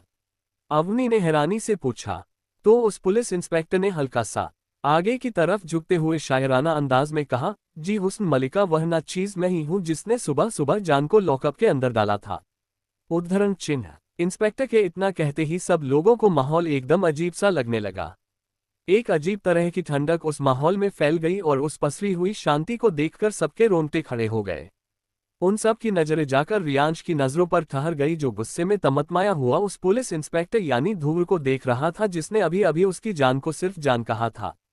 उन आंखों को देखकर ध्रुव एकदम से डर गया और उसने अपनी लड़खड़ाती हुई जुबान में कहा, प्रियंका, यह मुझे ऐसे क्यों घूर रहे हैं मानो अभी मेरी जान लेने वाले हो? आप सबको क्या लगता है क्यों कर रही है जन्नत यह सब कुछ? और वह अनजान इंसान कौन है जिसने बनारस के उसे बड़े से बंगले में उन 3 लोगों को कैद करके रखा है? क्या रेयांश वक्त रहते पता कर पाएगा कि क्या है जन्नत के दिमाग में छुपे रहस्य का खुलासा? और कौन है यह इंस्पेक्टर ध्रुव और क्या बताना चाहता है ये रेयांश को? इसके बारे में रेयांश को नहीं पता। 65 बुआ जी ने हल्के में लिया जन्नत को जन्नत की सजा।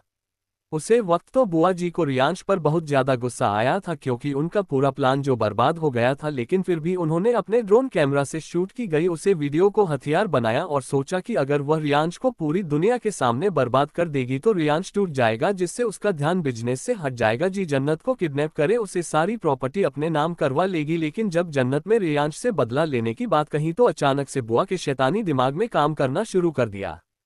अब उनके दिमाग में ये चल रहा था कि कैसे भी करके वह जन्नत को जेल से बाहर नहीं निकलने देगी और उसके बाद पूरी मीडिया में इस बात का ढोल बाजवा अपने घर वालों की सगी बनकर रियांश का डाइवोर्स करवा देगी। लेकिन उन्हें यह नहीं पता था कि जन्नत ने अपने पिछले जन्म की गलतियों से सीख लेकर इतनी स्ट्रांग हो गई है कि उसे उसके अंश से दूर कर पाना इतना आसान नहीं था।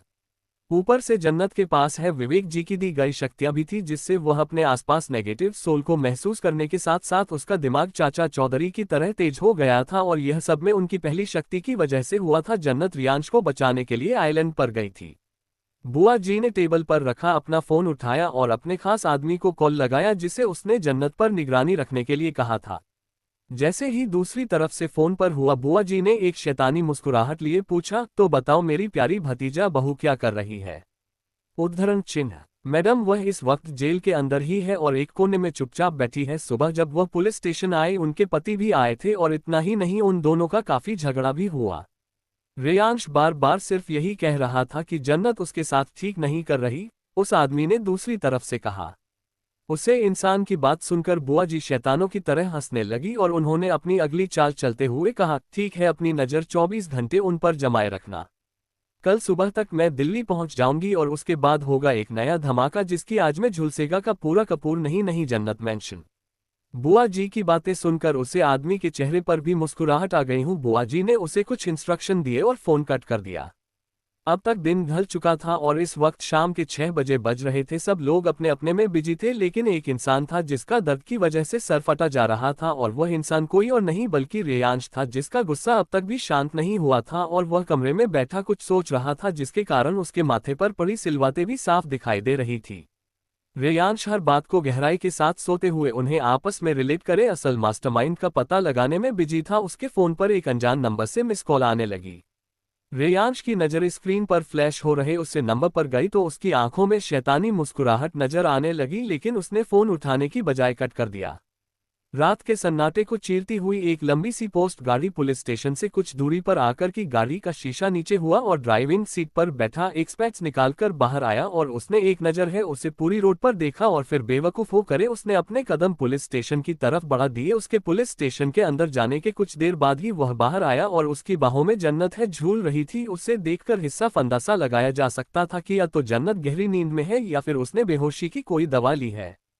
उसे इंसान ने जन्नत को गाड़ी में पैसेंजर सीट पर बैठाया और खुद ड्राइविंग सेट कर करे बैठ गया। उसने गाड़ी स्टार्ट की और हवा से बातें करते हुए वहां से चला गया। करीबन 10 मिनट के बाद ही उसके गाड़ी एक बड़ी सी आलीशान बिल्डिंग के बाहर की। उसे देखकर साफ समझ में आ रहा था कि वह बिल्डिंग किसी का ऑफिस है।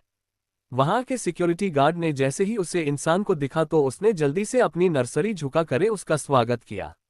मेरी परमिशन के बिना कोई भी अंदर नहीं आना चाहिए, उसे बॉडीगार्ड ने जल्दी से अपनी गर्दन हाँ में हिलाते हुए कहा और चौकन्ना होकर पहरेदारी देने लगा। वही वह इंसान एक प्राइवेट लिफ्ट के जरिए जन्नत को टॉप फ्लोर पर लेकर गया और वहां जाकर उसने एक बड़ा सा ब्लैंकेट हटा जन्नत को वहां लेट दिया और खुद भी उसके बगल में ही लेट गया।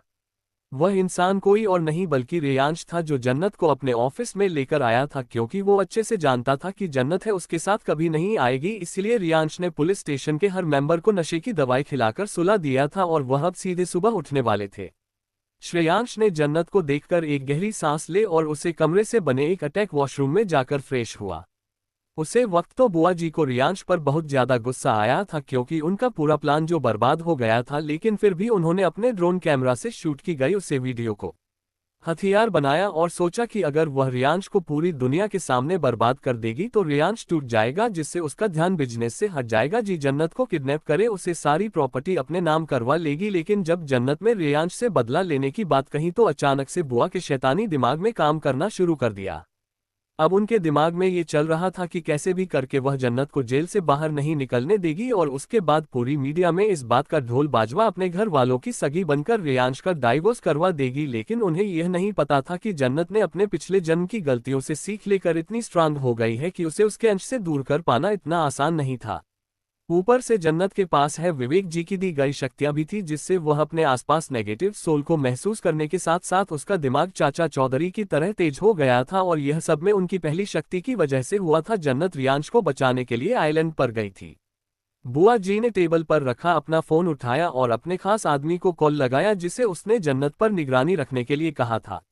जैसे ही दूसरी तरफ से फोन पर हुआ, बुआ जी ने एक शैतानी मुस्कुराहट लिए पूछा, तो बताओ मेरी प्यारी भतीजा बहू क्या कर रही है?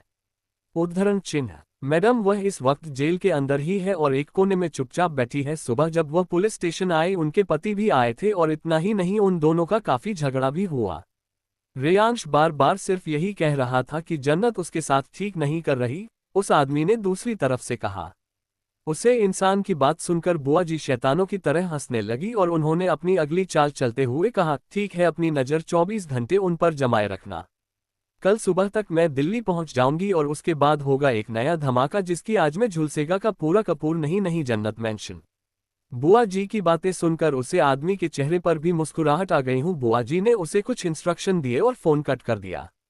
अब तक दिन ढल चुका था और इस वक्त शाम के 6 बजे बज रहे थे। सब लोग अपने अपने में बिजी थे, लेकिन एक इंसान था जिसका दर्द की वजह से सर फटा जा रहा था और वह इंसान कोई और नहीं बल्कि रेयांश था, जिसका गुस्सा अब तक भी शांत नहीं हुआ था और वह कमरे में बैठा कुछ सोच रहा था, जिसके कारण उसके माथे पर पड़ी सिलवटें भी साफ दिखाई दे रही थी। रेयांश हर बात को गहराई के साथ सोते हुए उन्हें आपस में रिलेट करे। असल मास्टरमाइंड का पता लगाने में बिजी था। उसके फोन पर एक अनजान नंबर से मिस कॉल आने लगी। रेयांश की नजर स्क्रीन पर फ्लैश हो रहे उससे नंबर पर गई तो उसकी आंखों में शैतानी मुस्कुराहट नजर आने लगी, लेकिन उसने फोन उठाने की बजाय कट कर दिया। रात के सन्नाटे को चीरती हुई एक लंबी सी पोस्ट गाड़ी पुलिस स्टेशन से कुछ दूरी पर आकर की गाड़ी का शीशा नीचे हुआ और ड्राइविंग सीट पर बैठा एक स्पेक्स निकालकर बाहर आया और उसने एक नजर है उसे पूरी रोड पर देखा और फिर बेवकूफ हो करे उसने अपने कदम पुलिस स्टेशन की तरफ बढ़ा दिए। उसके पुलिस स्टेशन के अंदर जाने के कुछ देर बाद ही वह बाहर आया और उसकी बाहों में जन्नत है झूल रही थी। उसे देखकर हिस्सा फंदासा लगाया जा सकता था कि या तो जन्नत गहरी नींद में है या फिर उसने बेहोशी की कोई दवा ली है। उसे इंसान ने जन्नत को गाड़ी में पैसेंजर सीट पर बैठाया और खुद ड्राइविंग सेट कर करे बैठ गया। उसने गाड़ी स्टार्ट की और हवा से बातें करते हुए वहां से चला गया। करीबन 10 मिनट के बाद ही उसके गाड़ी एक बड़ी सी आलीशान बिल्डिंग के बाहर की। उसे देखकर साफ समझ में आ रहा था कि वह बिल्डिंग किसी का ऑफिस है। वहां के सिक्योरिटी गार्ड ने जैसे ही उसे इंसान को दिखा तो उसने जल्दी से अपनी नर्सरी झुका करे उसका स्वागत किया। मेरी परमिशन के बिना कोई भी अंदर नहीं आना चाहिए, उसे बॉडीगार्ड ने जल्दी से अपनी गर्दन हाँ में हिलाते हुए कहा और चौकन्ना होकर पहरेदारी देने लगा। वही वह इंसान एक प्राइवेट लिफ्ट के जरिए जन्नत को टॉप फ्लोर पर लेकर गया और वहां जाकर उसने एक बड़ा सा ब्लैंकेट हटा जन्नत को वहां लेट दिया और खुद भी उसके बगल में ही लेट गया। वह इंसान कोई और नहीं बल्कि रेयांश था, जो जन्नत को अपने ऑफिस में लेकर आया था। क्योंकि वो अच्छे से जानता था कि जन्नत है उसके साथ कभी नहीं आएगी, इसलिए रेयांश ने पुलिस स्टेशन के हर मेंबर को नशे की दवाई खिलाकर सुला दिया था और वह अब सीधे सुबह उठने वाले थे। श्रेयांश ने जन्नत को देखकर एक गहरी सांस ले और उसे कमरे से बने एक अटैक वॉशरूम में जाकर फ्रेश हुआ। 66 सजा ए मीठा दर्द। वह इंसान कोई और नहीं बल्कि रेयांश था, जो जन्नत को अपने ऑफिस में लेकर लाया था। वो अच्छे से जानता था कि जन्नत उसके साथ कभी नहीं आएगी, इसलिए रियांश ने पुलिस स्टेशन के हर मेंबर को नशे की दवाई खिलाकर सुला दिया था और वह अब सीधे सुबह उठने वाले थे। और वो बुआ जी का चमचा तो अपने घर जा चादर और सो चुका था। उसके हिसाब से जन्नत पर नजर रखने से अच्छा सोना था, क्योंकि बुआ को कौन सा पता चलने वाला था कि वो अपनी ड्यूटी बराबर कर रहा है या नहीं। रेयांश ने जन्नत को देखकर एक गहरी सांस ली और उसे कमरे से बने एक अटैच वॉशरूम में जाकर फ्रेश हुआ। फ्रेश होकर आने के बाद एक नज़र जन्नत को दिखा और वही सोफे पर बैठकर सिगरेट पीने लगा। उसने फिलहाल अपनी कमर पर सिर्फ ढीला सा तौलिया लपेट रखा था और उसके गीले शरीर से एक भीनी भीनी खुशबू आ रही थी। कुछ देर बाद कमरे में सिगरेट की महक से जन्नत का दम घुटने लगा और उसकी आंखें एकदम से खुल गई। जैसे ही उसकी आंखें खुली उसने खुद को एक अनजान जगह पर पाया। पहले तो जन्नत चौंक गई, लेकिन कुछ पल के बाद ही उसे समझ में आया कि वह कपूर इंडस्ट्री में बने रियांश के प्राइवेट रूम में है, क्योंकि यहाँ अपने पिछले जन्म में पहले भी कई बार यहाँ आ चुकी थी। उसने हैरानी से चारों तरफ देखा कि तभी उसकी नज़र रियांश पर गई, जो सिगरेट पीते हुए सोफे पर लीन होकर बड़े आराम से बैठा था। लेकिन वो उसकी नज़रों की तपिश महसूस कर सकती थी और रियांश को एक पल देखने से ही जन्नत को पता चल गया कि रियांश इस वक्त बेहद गुस्से में है। खुद को हौसला दे और समझाकर जन्नत अपनी जगह से उठी। रेयांश के पास जाने के बाद जन्नत ने उसके हाथ से वह सिगरेट लेकर एस्ट्रे में रख दी और खुद सोफे पर रियांश की गोद में बैठ गई। उसने बिना कुछ बोले खुद को रियांश की बाहों में ढीला छोड़ दिया, लेकिन उसके ऐसा करने के बावजूद भी रियांश ने उसे टच तक नहीं किया। जन्नत को देखता रहा। वह जानती थी कि उसकी इस हरकत से वाकई में ही उसका पति उससे नाराज है, और ऐसा ही था, वो उससे बेहद नाराज था। रियांश को गुस्सा इस बात पर नहीं आ रहा था कि जन्नत ने ये सब कुछ उससे छुपा कर किया, बल्कि उसे तो गुस्सा ये सोचकर आ रहा था कि उसकी बीवी ने उस पर भरोसा करने से ज्यादा किसी बाहरी इंसान पर भरोसा किया और उन्हें अपनी प्रॉब्लम्स के बारे में बताया, जबकि उसे वह यूं ही तड़पाती रही। रेयांश की आंखों में आए उस खाली इमोशंस को देखकर जन्नत अंदर ही अंदर घबरा रही थी, लेकिन फिर भी उसने हिम्मत कर अंश के गल पर हाथ पर उसके होठों पर एक लाइट सी किस की। हालांकि उसका मुंह बन गया था रियांश को किस करते हुए, क्योंकि सिगरेट की महक और उसका टेस्ट उसे अब अपने अंदर फील हो रहा था। जन्नत ने रेयांश के होठों से दूर हो उसके गले लगते हुए कहा, प्लीज माफ कर दो ना, पक्का आगे से कभी कुछ नहीं छुपाऊंगी। उद्धरण चिन्ह। जन्नत की बात सुनकर रियांश ने उसे कोई जवाब नहीं दिया और उसे अपनी बाहों में उठा बेड पर लाकर पटक दिया। जन्नत कुछ समझ पाती उससे पहले ही उसे अपने टॉप के फटने की आवाज सुनाई दी। उसने हैरानी से नीचे देखा तो रेयांश ने उसकी ब्र के हुक को भी खोल उसे उसके शरीर से अलग कर दिया। रेयांश के ऐसा करने से जन्नत अंदर तक सिहर गई। वह कुछ कहने वाली थी, लेकिन रियांश की आंखों में गुस्सा देख उसने खुद को रोक लिया। वह जानती थी कि अब रियांश क्या करने वाला है, लेकिन उसके पास चुप रहने के अलावा और कोई रास्ता नहीं था, क्योंकि वह जानती थी अगर उसने उस डेविल को और गुस्सा दिलाया तो उसके लिए पनिशमेंट उसके लिए और ज्यादा हार्ड हो सकती थी।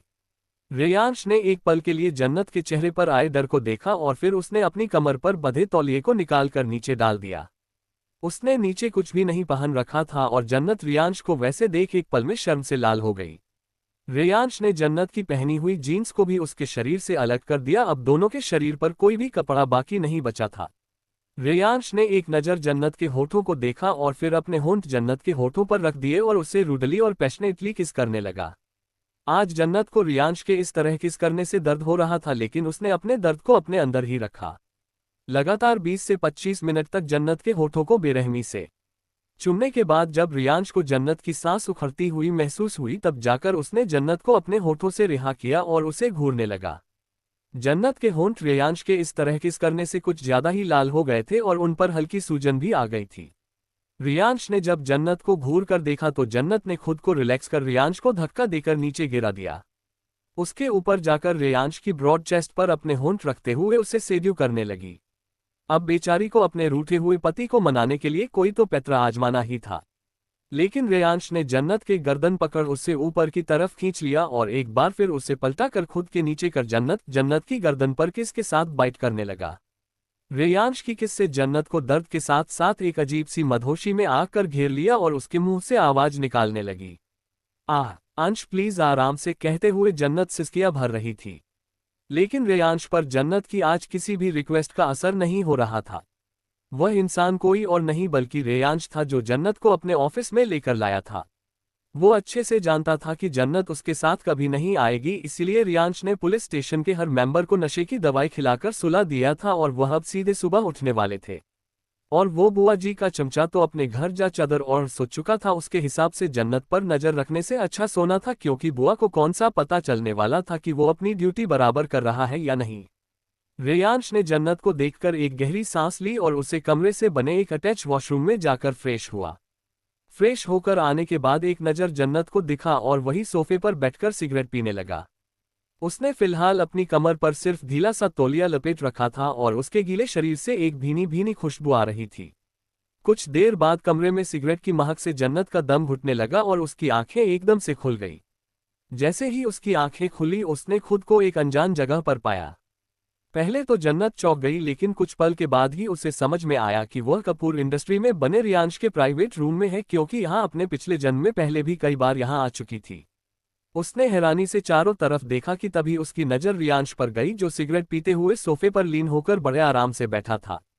लेकिन वो उसकी नज़रों की तपिश महसूस कर सकती थी और रियांश को एक पल देखने से ही जन्नत को पता चल गया कि रियांश इस वक्त बेहद गुस्से में है। खुद को हौसला दे और समझाकर जन्नत अपनी जगह से उठी। रियांश के पास जाने के बाद जन्नत ने उसके हाथ से वह सिगरेट लेकर एस्ट्रे में रख दी और खुद सोफे पर रियांश की गोद में बैठ गई। उसने बिना कुछ बोले खुद को रियांश की बाहों में ढीला छोड़ दिया, लेकिन उसके ऐसा करने के बावजूद भी रियांश ने उसे टच तक नहीं किया। जन्नत को देखता रहा। वह जानती थी कि उसकी इस हरकत से वाकई में ही उसका पति उससे नाराज है, और ऐसा ही था, वो उससे बेहद नाराज था। रियांश को गुस्सा इस बात पर नहीं आ रहा था कि जन्नत ने ये सब कुछ उससे छुपा कर किया, बल्कि उसे तो गुस्सा ये सोचकर आ रहा था कि उसकी बीवी ने उस पर भरोसा करने से ज्यादा किसी बाहरी इंसान पर भरोसा किया और उन्हें अपनी प्रॉब्लम्स के बारे में बताया, जबकि उसे वह यूं ही तड़पाती रही। रियांश की आंखों में आए उस खाली इमोशंस को देखकर जन्नत अंदर ही अंदर घबरा रही थी, लेकिन फिर भी उसने हिम्मत कर अंश के गल पर हाथ पर उसके होठों पर एक लाइट सी किस की, हालांकि उसका मुंह बन गया था रियांश को किस करते हुए, क्योंकि सिगरेट की महक और उसका टेस्ट उसे अब अपने अंदर फील हो रहा था। जन्नत ने रियांश के होठों से दूर हो उसके गले लगते हुए कहा, प्लीज माफ कर दो ना, पक्का आगे से कभी कुछ नहीं छुपाऊंगी। उद्धरण चिन्ह। जन्नत की बात सुनकर रियांश ने उसे कोई जवाब नहीं दिया और उसे अपनी बाहों में उठा बेड पर लाकर पटक दिया। जन्नत कुछ समझ पाती उससे पहले ही उसे अपने टॉप के फटने की आवाज सुनाई दी। उसने हैरानी से नीचे देखा तो रियांश ने उसकी ब्र के हुक को भी खोल उसे उसके शरीर से अलग कर दिया। रियांश के ऐसा करने से जन्नत अंदर तक सिहर गई। वह कुछ कहने वाली थी, लेकिन रियांश की आंखों में घुसा देख उसने खुद को रोक लिया। वह जानती थी कि अब रियांश क्या करने वाला है, लेकिन उसके पास चुप रहने के अलावा और कोई रास्ता नहीं था, क्योंकि वह जानती थी अगर उसने उस डेविल को और गुस्सा दिलाया तो उसके लिए पनिशमेंट उसके लिए और ज्यादा हार्ड हो सकती थी। रियांश ने एक पल के लिए जन्नत के चेहरे पर आए डर को देखा और फिर उसने अपनी कमर पर बंधे तौलिए को निकालकर नीचे डाल दिया। उसने नीचे कुछ भी नहीं पहन रखा था और जन्नत रियांश को वैसे देख एक पल में शर्म से लाल हो गई। रियांश ने जन्नत की पहनी हुई जीन्स को भी उसके शरीर से अलग कर दिया। अब दोनों के शरीर पर कोई भी कपड़ा बाकी नहीं बचा था। रियांश ने एक नज़र जन्नत के होठों को देखा और फिर अपने होंठ जन्नत के होठों पर रख दिए और उसे रूडली और पैशनेटली किस करने लगा। आज जन्नत को रियांश के इस तरह किस करने से दर्द हो रहा था, लेकिन उसने अपने दर्द को अपने अंदर ही रखा। लगातार 20 से 25 मिनट तक जन्नत के होठों को बेरहमी से चुमने के बाद जब रियांश को जन्नत की सांस उखड़ती हुई महसूस हुई, तब जाकर उसने जन्नत को अपने होठों से रिहा किया और उसे घूरने लगा। जन्नत के होंठ रियांश के इस तरह किस करने से कुछ ज्यादा ही लाल हो गए थे और उन पर हल्की सूजन भी आ गई थी। रियांश ने जब जन्नत को घूर कर देखा तो जन्नत ने खुद को रिलैक्स कर रियांश को धक्का देकर नीचे गिरा दिया। उसके ऊपर जाकर रियांश की ब्रॉड चेस्ट पर अपने होंठ रखते हुए उसे सेड्यू करने लगी। अब बेचारी को अपने रूठे हुए पति को मनाने के लिए कोई तो पैतरा आजमाना ही था। लेकिन रियांश ने जन्नत के गर्दन पकड़ उससे ऊपर की तरफ खींच लिया और एक बार फिर उसे पलटा कर खुद के नीचे कर जन्नत की गर्दन पर किस के साथ बाइट करने लगा। रियांश की किस से जन्नत को दर्द के साथ साथ एक अजीब सी मदहोशी में आकर घेर लिया और उसके मुंह से आवाज निकालने लगी। अंश प्लीज आराम से, कहते हुए जन्नत सिसकियां भर रही थी। लेकिन रियांश पर जन्नत की आज किसी भी रिक्वेस्ट का असर नहीं हो रहा था। 67 लेकिन रियांश ने जन्नत के गर्दन पकड़ उससे ऊपर की तरफ खींच लिया और एक बार फिर उसे पलटा कर खुद के नीचे कर जन्नत की गर्दन पर किस के साथ बाइट करने लगा। रियांश की किस से जन्नत को दर्द के साथ साथ एक अजीब सी मदहोशी ने आकर घेर लिया और उसके मुंह से आवाज निकालने लगी। अंश प्लीज आराम से, कहते हुए जन्नत सिसकियां भर रही थी। लेकिन रियांश पर जन्नत की आज किसी भी रिक्वेस्ट का असर नहीं हो रहा था। न जाने ये प्यार का सिलसिला रात के किस शहर में जाकर जन्नत तो पहले ही थकान की वजह से सो चुकी थी। उसे इस वक्त जरा सी भी परवाह नहीं थी कि वह कहाँ है या फिर से वापस जेल जाना है। जब तक वह जाग रही थी उसका पूरा ध्यान सिर्फ रियांश में ही उलझ कर रह गया। वही रियांश इस वक्त बेड पर ही बैठा था और उसके बगल में उसकी जान से भी प्यारी बीवी सो रही थी। रियांश की नज़र जन्नत पर ही थी और वह उसे देखकर स्माइल कर रहा था, लेकिन उसकी स्माइल में कुछ खतरनाक इरादे छुपे हुए थे। जन्नत को देखते हुए रियांश ने तीखी मुस्कुराहट के साथ कहा, अब मेरी बारी बीवी तुम्हें सरप्राइज देने की। आई विश कि तुम्हें मेरा सरप्राइज अच्छा लगे। इस खेल की शुरुआत तुमने की थी लेकिन अब इसे खत्म मैं करूंगा, वह भी अपने स्टाइल में। बिकॉज आई एम डेविल और डेविल नेवर लीव एनीवन। अब तुम्हारे दुश्मनों की उल्टी गिनती शुरू। अगली सुबह डीके के फ्लैट में डीके और अपनी दोनों ही रात को ही अपने फ्लैट पर आ गए थे। दर्शन शाम को ही रियांश नहीं है वापस जन्नत मेंशन भेज दिया था और दक ने महिमा जी और दादी माँ को ये भरोसा दिला दिया था कि जन्नत ने कुछ नहीं किया और रियांश उसे जल्दी छुड़ाकर वापस ले आएगा, इसलिए वह चिंता न करे। उन दोनों से बात करने के बाद ही वह दोनों जन्नत मेंशन में ही डिनर कर अपने घर वापस आ गए थे। डीके की नींद किचन से आती है बर्तनों के पटकने की आवाज से खुजली। एक पल के लिए तो उसे ऐसा लगा जैसे उसकी रसोई में कोई भूत बढ़ गया हो। एक के बाद एक बर्तन फेंक जा रहे थे। डीके जल्दी से बेड पर बैठा तो उसकी नजरें अपनी की जगह पर गई जो इस वक्त खाली थी। डीके ने जब बाहर आकर देखा तो एकदम से उसकी हंसी निकल गई और वह दौड़ते हुए किचन में गया। उसने जल्दी से गैस ऑफ की और अवनी के करीब जा उसे अपनी बाहों में भर उसे छुपा लिया, लेकिन इन सब में भी उसकी हंसी उसके कंट्रोल से बाहर थी। वही अवनी जो जंग लड़ रही थी उसे डीके के आने से राहत मिली और वह भी जल्दी से उसकी बाहों के घेरे में गायब हो गई। अपनी हंसी कंट्रोल कर डीके ने एक बार पलट कर गैस की तरफ देखा जहां पर कढ़ाई रखी हुई थी और उसके अंदर है तेल था। उसके बाद देखने चारों तरफ नजरें घूमकर देखा कहानी आता बिखरा हुआ था तो कहीं सब्जियां कटी पड़ी थी। ये सब तुम क्या कर रही हो? अगर तुम्हें कहीं लग जाती है या फिर तुम जल जाती तो डीके ने अवनी की तरफ देख उससे पूछा। तो अवनी जो उसकी बाहों के घेरे में कैद थी उसने अपना छोटा सा चेहरा बाहर निकाला और एक नज़र पूरे किचन में देख मासूमियत से कहा, लेकिन मैं तो आपके लिए खाना बना रही थी, पता नहीं यह सब कैसी हो गया। उद्धरण चिन्ह लेकिन इस तरह में खाना कौन बनाता है? डीके ने पूछा तो अवनी ने फिर से कहा, वही जिसे खाना बनाना नहीं आता। मुझे खाना बनाना नहीं आता है। मैंने कुकिंग वीडियो देखकर सब्जी तो जैसे तैसे करके बना लिए, पुरिया यह मुझसे नहीं बन रही। मैंने आटा भी लगा लिया वीडियो देखकर ही, लेकिन जैसा वीडियो में दिखाया था। मैंने तेल को गैस पर गर्म होने के लिए रखा लेकिन इसने तो मुझ पर ही अटैक कर दिया। पता नहीं कौन से जन्म का बदला ले रहा है यह मुझसे। अग्नि की बात सुनकर डीके ने अपना सिर पकड़ लिया और कुछ पल शांत रहने के बाद उससे पूछा, लेकिन अगर तुम्हें खाना बनाना नहीं आता तो क्या जरूरती थी किचन में आने की? मैं कर लेता ये सब। उद्धरण चिन्ह अवनी की बात सुनकर डीके ने उससे सवाल किया, क्या तुमने कढ़ाई को गैस पर रखने से पहले उसे धोया था? उद्धरण चिन्ह डीके की बात सुनकर रहे अवनी ने मासूमियत से अपने गर्दन हाँ में हिला दिया और उससे कहा, मैंने कढ़ाई को पानी में धोकर बैठकर रखा था, लेकिन जैसे ही तेल डाला तब तक सब कुछ ठीक था। लेकिन जैसे जैसे ये तेल गर्म होने लगा इसमें मुझे करे अटैक करना शुरू कर दिया है। इसलिए ऐसा क्यों किया? उद्धरण चिन्ह क्योंकि तुमने गैस पर कढ़ाई रखने के बाद है उसमें गिरा पानी वेट नहीं किया और सीधे ही तेल डाल दिया। तुम गली कढ़ाई में तेल डालोगी तो ये सब तो होगा ही ना। उद्धरण चिन्ह जहां ये दोनों अपने में ही लगे हुए थे वही जन्नत और रियांश के पास से जन्नत अभी भी घोड़े गधे सब कुछ है बेचकर सो रही थी और रियांश में उसे अपनी बाहों में भरकर चैन से सो रहा था। वही साइड टेबल पर रखा जन्नत का फोन बार बार बज रहा था, लेकिन साइलेंट पर फोन होने के कारण उसे कुछ भी नहीं सुनाई दे रहा था। उसके फोन पर बार बार प्रियंका और धूप के नंबर से कॉल आ रही थी लेकिन रेयांश ने जन्नत के गर्दन पकड़ उसे ऊपर की तरफ खींच लिया और एक बार फिर उसे पलटा कर खुद के नीचे कर जन्नत की गर्दन पर किस के साथ बाइट करने लगा। रेयांश की किस से जन्नत को दर्द के साथ साथ एक अजीब सी मदहोशी ने आकर घेर लिया और उसके मुंह से आवाज निकालने लगी। अंश प्लीज आराम से, कहते हुए जन्नत सिसकियां भर रही थी। लेकिन रेयांश पर जन्नत की आज किसी भी रिक्वेस्ट का असर नहीं हो रहा था। न जाने ये प्यार का सिलसिला रात के किस शहर में जाकर जन्नत तो पहले ही थकान की वजह से सो चुकी थी। उसे इस वक्त जरा सी भी परवाह नहीं थी कि वह कहाँ है या फिर से वापस जेल जाना है। जब तक वह जाग रही थी उसका पूरा ध्यान सिर्फ रेयांश में ही उलझ कर रह गया। वही रेयांश इस वक्त बेड पर ही बैठा था और उसके बगल में उसकी जान से भी प्यारी बीवी सो रही थी। रेयांश की नज़र जन्नत पर ही थी और वह उसे देखकर स्माइल कर रहा था, लेकिन उसकी स्माइल में कुछ खतरनाक इरादे छुपे हुए थे। जन्नत को देखते हुए रेयांश ने तीखी मुस्कुराहट के साथ कहा, अब मेरी बारी बीवी तुम्हें सरप्राइज देने की।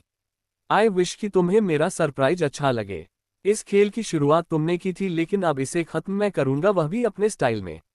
बिकॉज आई एम डेविल और डेविल नेवर लीव एनीवन। अब तुम्हारे दुश्मनों की उल्टी गिनती शुरू। अगली सुबह डीके के फ्लैट में डीके और अपनी दोनों ही रात को ही अपने फ्लैट पर आ गए थे। दर्शन शाम को ही रेयांश नहीं है वापस जन्नत मेंशन भेज दिया था और दक ने महिमा जी और दादी माँ को ये भरोसा दिला दिया था कि जन्नत ने कुछ नहीं किया और रेयांश उसे जल्दी छुड़ाकर वापस ले आएगा, इसलिए वह चिंता ना करे। उन दोनों से बात करने के बाद ही वह दोनों जन्नत मेंशन में ही डिनर कर अपने घर वापस आ गए थे। डीके की नींद किचन से आती है, बर्तनों के पटकने की आवाज से खुजली। एक पल के लिए तो उसे ऐसा लगा जैसे उसकी रसोई में कोई भूत बढ़ गया हो। एक के बाद एक बर्तन फेंक जा रहे थे। डीके जल्दी से बेड पर बैठा तो उसकी नजरें अपनी की जगह पर गई जो इस वक्त खाली थी। डीके ने जब बाहर आकर देखा तो एकदम से उसकी हंसी निकल गई और वह दौड़ते हुए किचन में गया। उसने जल्दी से गैस ऑफ की और अवनी के करीब जा उसे अपनी बाहों में भर उसे छुपा लिया, लेकिन इन सब में भी उसकी हंसी उसके कंट्रोल से बाहर थी। वही अवनी जो जंग लड़ रही थी उसे डीके के आने से राहत मिली और वह भी जल्दी से उसकी बाहों के घेरे में गायब हो गई। अपनी हंसी कंट्रोल कर डीके ने एक बार पलट कर गैस की तरफ देखा जहां पर कढ़ाई रखी हुई थी और उसके अंदर है तेल था। उसके बाद देखने चारों तरफ नजरें घूमकर देखा कहानी आता बिखरा हुआ था तो कहीं सब्जियां कटी पड़ी थी। ये सब तुम क्या कर रही हो? अगर तुम्हें कहीं लग जाती है या फिर तुम जल जाती तो डीके ने अवनी की तरफ देख उससे पूछा। तो अवनी जो उसकी बाहों के घेरे में कैद थी उसने अपना छोटा सा चेहरा बाहर निकाला और एक नज़र पूरे किचन में देख मासूमियत से कहा, लेकिन मैं तो आपके लिए खाना बना रही थी, पता नहीं यह सब कैसी हो गया। उद्धरण चिन्ह। लेकिन इस तरह में खाना कौन बनाता है? डीके ने पूछा तो अवनी ने फिर से कहा, वही जिसे खाना बनाना नहीं आता। मुझे खाना बनाना नहीं आता है। मैंने कुकिंग वीडियो देखकर सब्जी तो जैसे तैसे करके बना लिए, पुरिया यह मुझसे नहीं बन रही। मैंने आटा भी लगा लिया वीडियो देखकर ही, लेकिन जैसा वीडियो में दिखाया था। मैंने तेल को गैस पर गर्म होने के लिए रखा, लेकिन इसने तो मुझ पर ही अटैक कर दिया। पता नहीं कौन से जन्म का बदला ले रहा है यह मुझसे।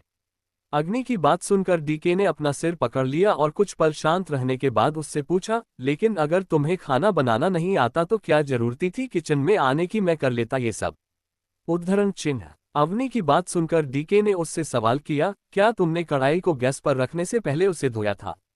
उद्धरण चिन्ह। डीके की बात सुनकर रहे अवनी ने मासूमियत से अपने गर्दन हाँ में हिला दिया और उससे कहा, मैंने कढ़ाई को पानी में धोकर बैठकर रखा था, लेकिन जैसे ही तेल डाला तब तक सब कुछ ठीक था। लेकिन जैसे जैसे ये तेल गर्म होने लगा इसमें मुझे करे अटैक करना शुरू कर दिया है, इसलिए ऐसा क्यों किया?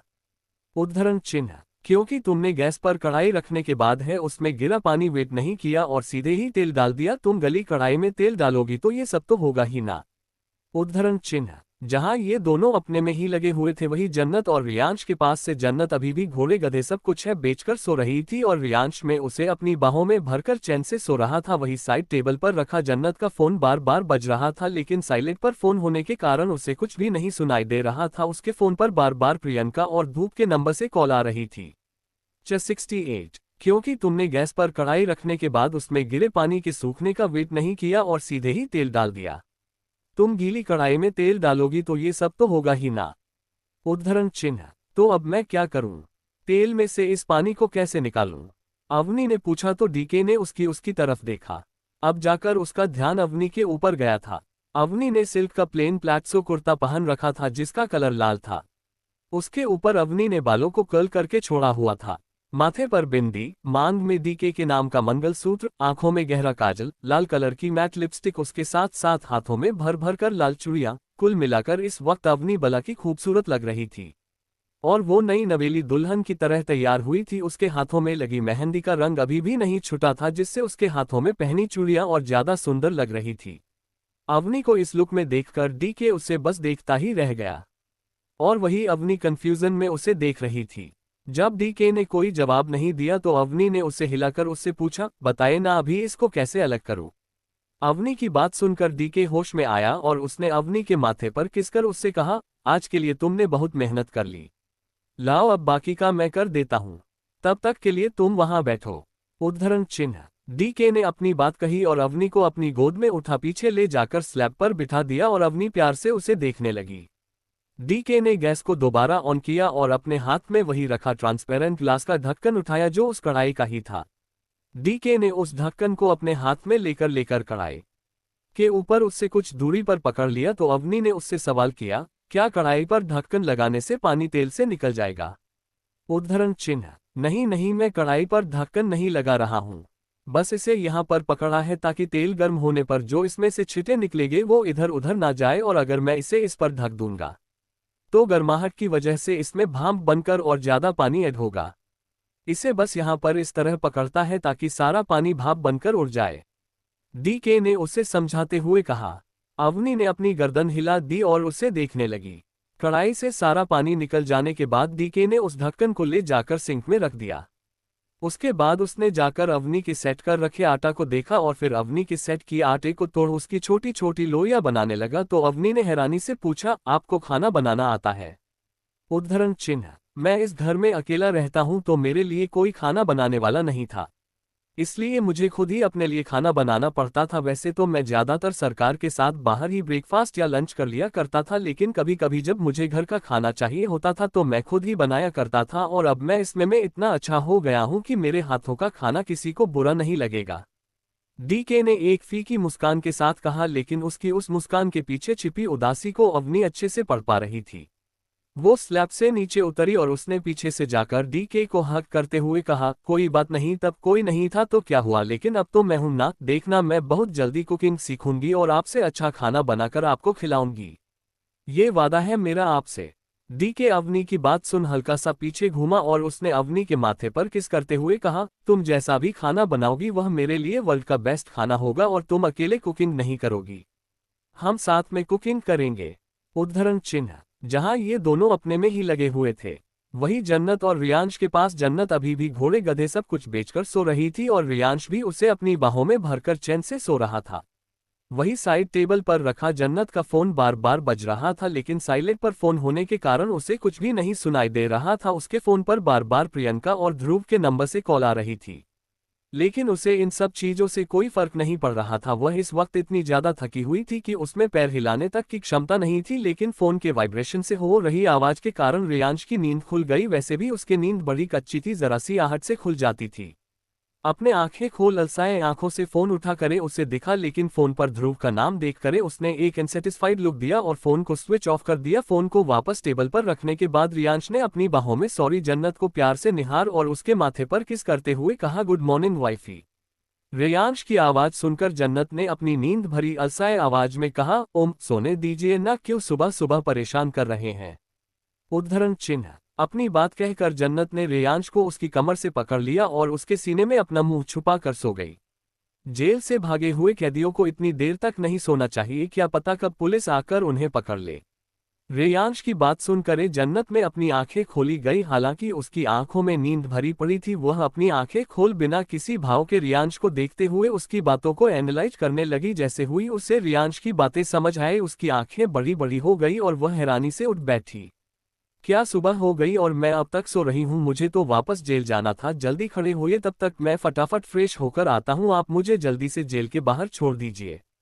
उद्धरण चिन्ह। अपनी बात कहकर जन्नत हड़बड़ी में उठ करे वहां से जाने लगी, लेकिन तभी उसके दर्द भरी आह निकल गई। जन्नत नहीं दर्द के मारे अपने हाथ अपनी थाई पर रख लिए। एक पल के लिए तो जन्नत की आंखें बंद ही हो गई थी। उसने घर करे रेयांश को दिखा जिसके चेहरे पर है एक तिरछी मुस्कुराहट थी, जिसका मतलब साफ था कि उसे जन्नत को इस हाल में देखकर बड़ा मजा आ रहा है। जन्नत में रेयांश के कंधे प्रमुख का मारते हुए कहा, आपको तो मैं छोड़ूंगी नहीं। क्यों किया आपने ऐसा? अब मैं उठ भी नहीं पा रही हूं, कैसे जेल जाऊंगी? अगर किसी ने मुझे इस होली में देख लिया तो मेरे बारे में क्या सोचेंगे? जन्नत में मुंह बनाते हुए कहा, तुम्हारे लिए कुछ है उसके बाद है, मुझे नहीं लगता कि जेल जाने की हालत में रहोगी, रेयांश ने कहा और वही साइड टेबल पर रखे रिमोट को उठा, उसे सामने लगी एलईडी को ऑन कर दिया। जैसे ही रेयांश ने न्यूज चैनल को सेट किया, न्यूज देखकर अचानक जन्नत को सदमा सा लगा और वह गुस्से से रेयांश को घूरने लगेगी। जन्नत ने रेयांश को घूरते हुए ही पूछा, क्यों किया आपने ये सब? मैंने आपको मना किया था ना कि आप ऐसा कुछ नहीं करेंगे, तो फिर आपने ऐसा क्यों किया? अब मैं कैसे उन लोगों का पता लगाऊंगी? उद्धरण चिन्ह। जन्नत की बात सुनकर रेयांश शैतानी ढंग से मुस्कुराया। उसकी उसे मुस्कुराहट को देखकर एक पल के लिए जन्नत के हाथ पैर कांप गए। जन्नत को बिना कोई जवाब दिए प्रियांशु बेड से खड़ा हुआ और वॉशरूम चला गया। रेयांश का इतना ठंडा रिएक्शन देखे जन्नत ने एक गहरी सांस भरी है और दोबारा टीवी देखने लगे। टीवी पर इस वक्त न्यूज आ रही थी। देखिए, यह है देश के सबसे बड़े अमीर पति इंसान की 5 जन्नत रेयांश कपूर। सूत्रों के हवाले से खबर मिली है कि जन्नत रेयांश कपूर ने अपने ही भाई को मारा है और अब मैं अपने भाई के कत्ल के इल्जाम में पुलिस स्टेशन के अंदर रखा गया था, जिसमें से वह कल भाग गई। उस पूरे न्यूज आर्टिकल को देखा रेयांश की आंखों में हैरानी, मानो उसके लिए मुझे सब जानबूझकर किया हो। वहीं दूसरी तरफ शिमला में कामिनी बुआ जी इस वक्त गुस्से से लाल हो रही थी और उनकी आंखों के सामने इस वक्त होटल रूम में लगी बड़ी सी एलईडी स्क्रीन पर यही न्यूज चल रही थी, जिसे देखकर उनका खून खोल रहा था।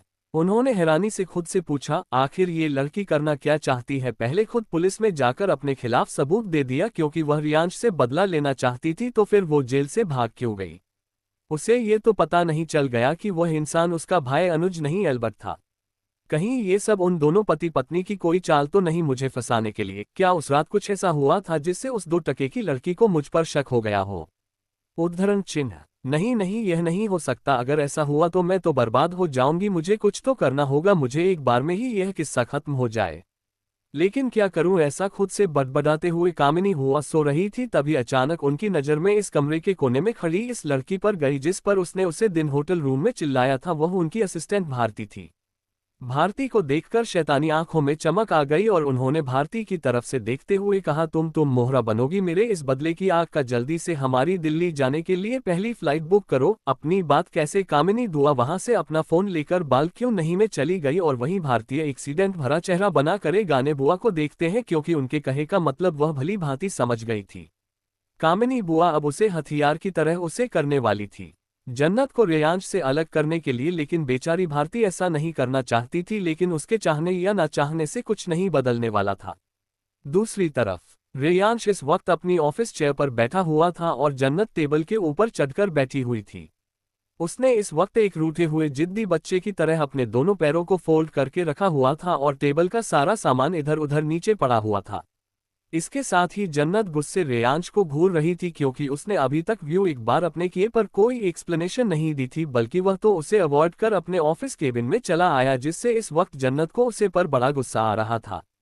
मैंने आपसे कुछ पूछा है, आप मेरे सवालों का जवाब देंगे या नहीं? जन्नत ने रेयांश को घूमते हुए उससे पूछा। तो फाइनली रेयांश ने जन्नत की तरफ देखा और उससे कहा, क्यों दूं मैं तुम्हारे सवालों का जवाब? क्या तुमने ये सब करने से पहले मुझे मेरे सवालों पर जवाब दिए थे?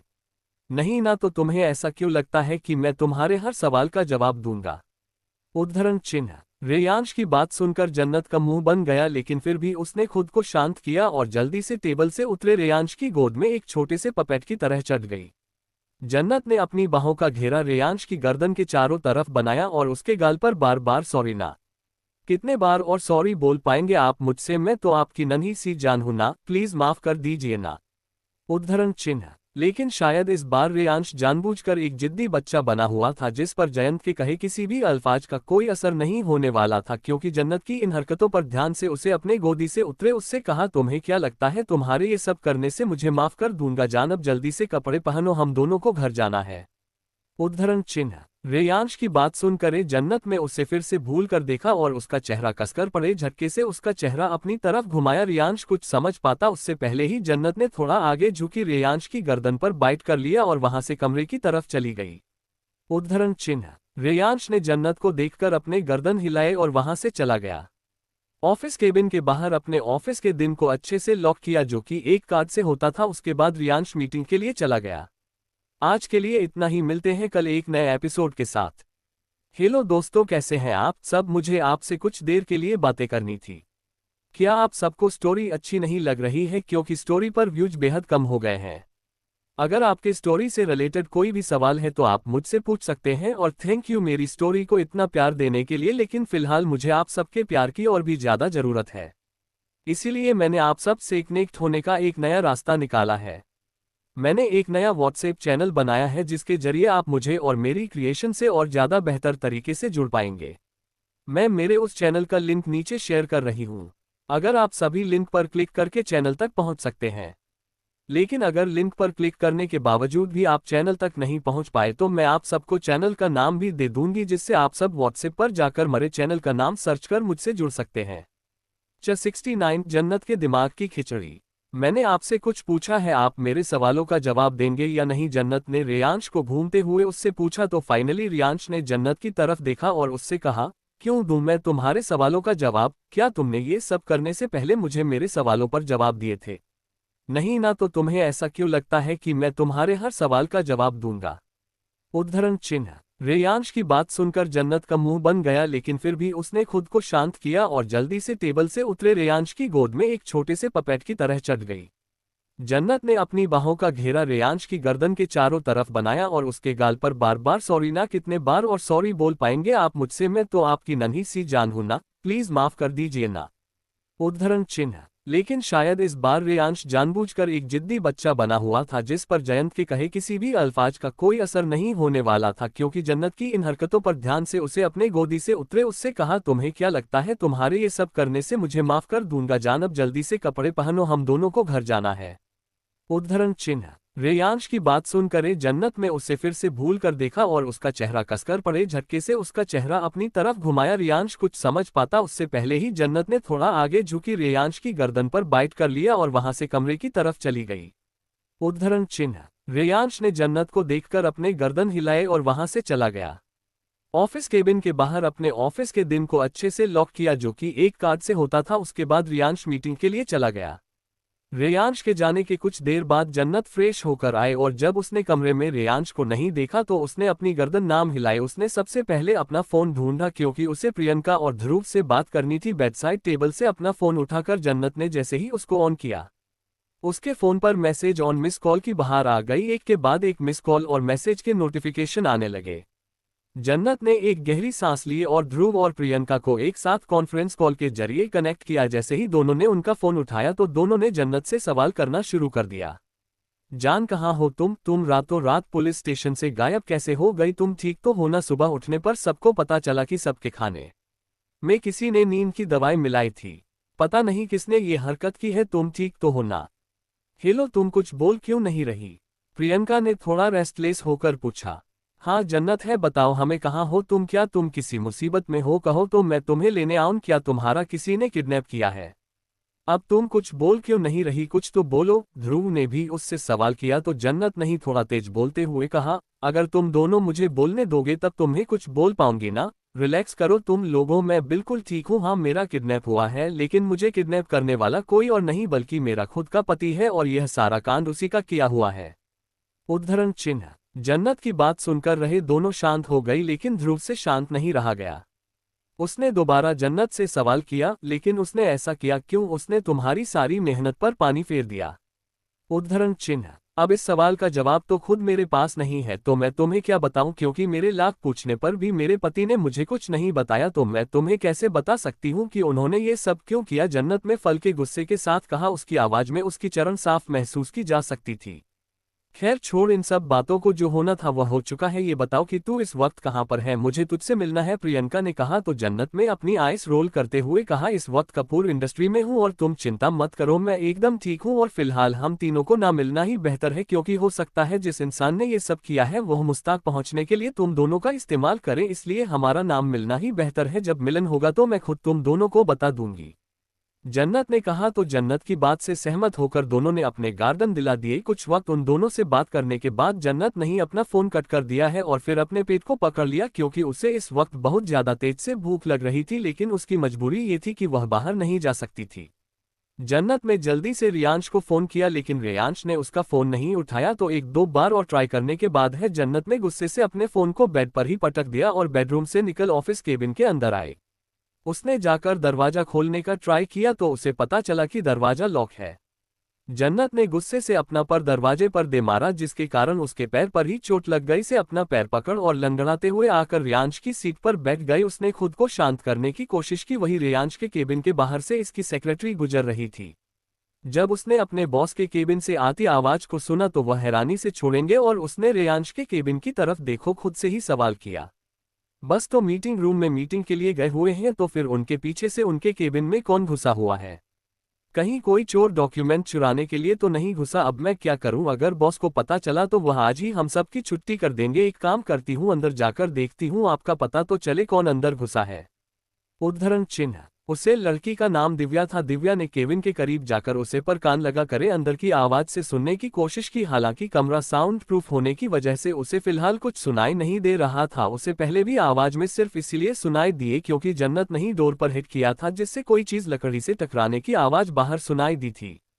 दिव्या ने दरवाजा खोलने की कोशिश की, लेकिन दरवाजा बंद था। कुछ पल सोचने के बाद ही वह दौड़कर अपने केबिन में गई और वहां से रियांश के केबिन का दूसरा एक्सेस कार्ड उठाकर लेकर आई, जो इमरजेंसी सिचुएशन के लिए एक डीके और दूसरा उसके पास था। उसने वह एक्सेस कार्ड लिया और आप कर रहे हो। रियांश के केबिन का दरवाजा खुला। वह जैसे ही अंदर आए उसे एक लड़की बैठी हुई दिखाई दी। कौन हो तुम और यहाँ हमारे बॉस के केबिन के अंदर क्या कर रही हो? कहीं तुम कोई चोर तो नहीं जिससे हमारे राइवल कंपनी में यहाँ पर प्लांट किया है तुम्हारे सीक्रेट्स चुराने के लिए? बताओ कौन हो तुम, वरना मैं पुलिस को कॉल करूंगी। दिव्या ने कहा। तो जन्नत है, जो पहले से ही रियांश के इस हफ्ते से गुस्सा होकर बैठी थी। जब उसने दिव्या की बात सुनी तो उसे पर भड़कते हुए कहा, जाओ यार यहाँ से, अभी मैं बात करने के मूड में। तुम्हें जिसे जो बात करनी है तुम कर सकती हो, मैं तुम्हें नहीं रोकूंगी, लेकिन जाने से पहले मेरे लिए लंच भिजवा देना, मुझे भूख से मेरा हाल बेहाल है। आई बात समझ में? जन्नत ने ऑर्डर देते हुए कहा और अपने हाथ का इशारा कर उसे वहां से जाने के लिए कहा। दिव्या एक मासूम लड़की थी और वह जन्नत के इस तरह बात करने से घबरा गई। उसने जल्दी से अपनी गर्दन हाँ में हिलाए और जल्दी से केबिन से बाहर निकल गई। वह जन्नत की शक्ल पल भर के लिए ही देख पाई थी, जिससे उसे पता नहीं चला कि कमरे में जो लड़की मौजूद है वह उसके बॉस की वाइफ है। रियांश के ऑफिस से निकलने के बाद उसकी गाड़ी सीधे जाकर मीटिंग रूम के बाहर के उसने अपनी तेज हुई सांसों को कंट्रोल किया और एक झटके से दरवाजा खोल दिया। कमरे के अंदर का टेम्परेचर है जो इस वक्त बेहद हाई था, क्योंकि रियांश वहां गुस्से में घायल किसी शहर की तरह बैठा हुआ था और उसकी चल जैसी न्यूज नहीं उसके सामने बैठे हुए थे। एकदम दरवाजा खुलने की आवाज से सब लोगों का ध्यान उसे तरफ गया। अपनी सेक्रेटरी को वहां तो इस तरह से खड़ा देखकर प्रियांशु को अब और ज्यादा गुस्सा आने लगा और उसने गुस्से में अपने दांत पीसते हुए कहा, पड़ता है इस देश से क्या तुम इस ऑफिस के रूल्स और मैं भूल गई हूं? उन सभी को भूल रही थी जो, लेकिन वह वहां आपके केबिन। दिव्या डरते हुए इतना ही कह पाए है। उसके बाद के दिमाग में अलग अलग ख्याल आने लगे। रियांश के दिमाग में एकदम से जन्नत का चेहरा घूम गया का ख्याल आते ही वह अपनी सीट से खड़ा हुआ और दौड़ते हुए अपने केबिन की तरफ से चला गया। वहीं मीटिंग करने आए सभी लोग हैं ये देखकर दंग रह गई और तब तक की लगाए डीके को देख रहे थे, जो वही रियाज के पास वाली चेयर पर बैठा हुआ था। शायद बॉस को जरूरी काम आ गया है, फिलहाल के लिए हम इस मीटिंग को पोस्टपोन करते हैं, अभी मीटिंग 2 दिन बाद होगी। एक्सक्यूज मी, डीके ने अपनी बात कही और वह भी तेज कदमों के साथ रियांश के केबिन की तरफ बढ़ गया। दिव्या एक मासूम लड़की थी और वह जन्नत के इस तरह बात करने से घबरा गई। उसने जल्दी से अपनी गर्दन हाँ में हिलाए और जल्दी से केबिन से बाहर निकल गई। वह जन्नत की शक्ल पल भर के लिए ही देख पाई थी, जिससे उसे पता नहीं चला कि कमरे में जो लड़की मौजूद है वह उसके बॉस की वाइफ है। रियांश के ऑफिस से निकलने के बाद उसकी गाड़ी सीधे जाकर मीटिंग रूम के बाहर के उसने अपनी तेज हुई सांसों को कंट्रोल किया और एक झटके से दरवाजा खोल दिया। कमरे के अंदर का टेम्परेचर है जो इस वक्त बेहद हाई था, क्योंकि रियांश वहां गुस्से में घायल किसी शहर की तरह बैठा हुआ था और उसकी चल जैसी न्यूज नहीं उसके सामने बैठे हुए थे। एकदम दरवाजा खुलने की आवाज से सब लोगों का ध्यान उसे तरफ गया। अपनी सेक्रेटरी को वहां तो इस तरह से खड़ा देखकर प्रियांशु को अब और ज्यादा गुस्सा आने लगा और उसने गुस्से में अपने दांत पीसते हुए कहा, पड़ता है इस देश से क्या तुम इस ऑफिस के रूल्स और मैं भूल गई हूं? उन सभी को भूल रही थी जो, लेकिन वह वहां आपके केबिन। दिव्या डरते हुए इतना ही कह पाए है, उसके बाद के दिमाग में अलग अलग ख्याल आने लगे। रेयांश के दिमाग में एकदम से जन्नत का चेहरा घूम गया का ख्याल आते ही वह अपनी सीट से खड़ा हुआ और दौड़ते हुए अपने केबिन की तरफ से चला गया। वहीं मीटिंग करने आए सभी लोग हैं ये देखकर दंग रह गई और तब तक की लगाए डीके को देख रहे थे जो वही रियाज के पास वाली चेयर पर बैठा हुआ था। शायद बॉस को जरूरी काम आ गया है, फिलहाल के लिए हम इस मीटिंग को पोस्टपोन करते हैं, अभी मीटिंग 2 दिन बाद होगी। एक्सक्यूज मी, डीके ने अपनी बात कही और वह भी तेज कदमों के साथ हरियांश के केबिन की तरफ बढ़ गया। दिव्या एक मासूम लड़की थी और वह जन्नत के इस तरह बात करने से घबरा गई। उसने जल्दी से अपनी गर्दन हाँ में हिलाए और जल्दी से केबिन से बाहर निकल गई। वह जन्नत की शक्ल पल भर के लिए ही देख पाई थी, जिससे उसे पता नहीं चला कि कमरे में जो लड़की मौजूद है वह उसके बॉस की वाइफ है। रेयांश के ऑफिस से निकलने के बाद उसकी गाड़ी सीधे जाकर मीटिंग रूम के बाहर के उसने अपनी तेज हुई सांसों को कंट्रोल किया और एक झटके से दरवाजा खोल दिया। कमरे के अंदर का टेम्परेचर है जो इस वक्त बेहद हाई था, क्योंकि रेयांश वहां गुस्से में घायल किसी शहर की तरह बैठा हुआ था और उसकी चल जैसी न्यूज नहीं उसके सामने बैठे हुए थे। एकदम दरवाजा खुलने की आवाज से सब लोगों का ध्यान उसे तरफ गया। अपनी सेक्रेटरी को वहां तो इस तरह से खड़ा देखकर प्रियांशु को अब और ज्यादा गुस्सा आने लगा और उसने गुस्से में अपने दांत पीसते हुए कहा, पड़ता है इस देश से क्या तुम इस ऑफिस के रूल्स और मैं भूल गई हूं। उन सभी को भूल रही थी जो, लेकिन वह वहां आपके केबिन। दिव्या डरते हुए इतना ही कह पाए है, उसके बाद के दिमाग में अलग अलग ख्याल आने लगे। रेयांश के दिमाग में एकदम से जन्नत का चेहरा घूम गया का ख्याल आते ही वह अपनी सीट से खड़ा हुआ और दौड़ते हुए अपने केबिन की तरफ से चला गया। वहीं मीटिंग करने आए सभी लोग हैं ये देखकर दंग रह गई और तब तक की लगाए डीके को देख रहे थे जो वही रियाज के पास वाली चेयर पर बैठा हुआ था। शायद बॉस को जरूरी काम आ गया है, फिलहाल के लिए हम इस मीटिंग को पोस्टपोन करते हैं, अभी मीटिंग 2 दिन बाद होगी। एक्सक्यूज मी, डीके ने अपनी बात कही और वह भी तेज कदमों के साथ हरियांश के केबिन की तरफ बढ़ गया। 70 दिव्या एक मासूम लड़की थी और वह जन्नत के इस तरह बात करने से घबरा गई।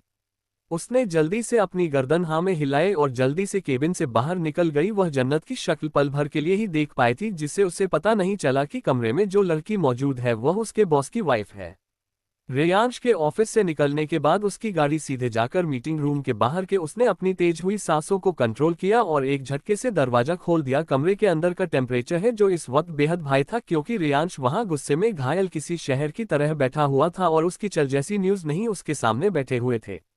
एकदम दरवाजा खुलने की आवाज से सब लोगों का ध्यान उससे तरफ गया। अपनी सेक्रेटरी को वहां तो इस तरह से खड़ा देखकर रेयांश को अब और ज्यादा गुस्सा आने लगा और उसने गुस्से में अपने दांत पीसते हुए कहा, लगता है तुम इस ऑफिस के रूल्स और रेगुलेशन भूल गई हो। उद्धरण चिन्ह, सॉरी सर, वो सर मैं कहा रही थी कि वो आपके केबिन।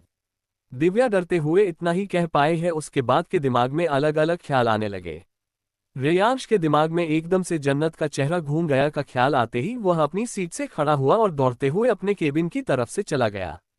वहीं मीटिंग करने आए सभी लोग ये देखकर दंग रह गए और सब टकटकी लगाए डीके को देख रहे थे जो वही रेयांश के पास वाली चेयर पर बैठा हुआ था।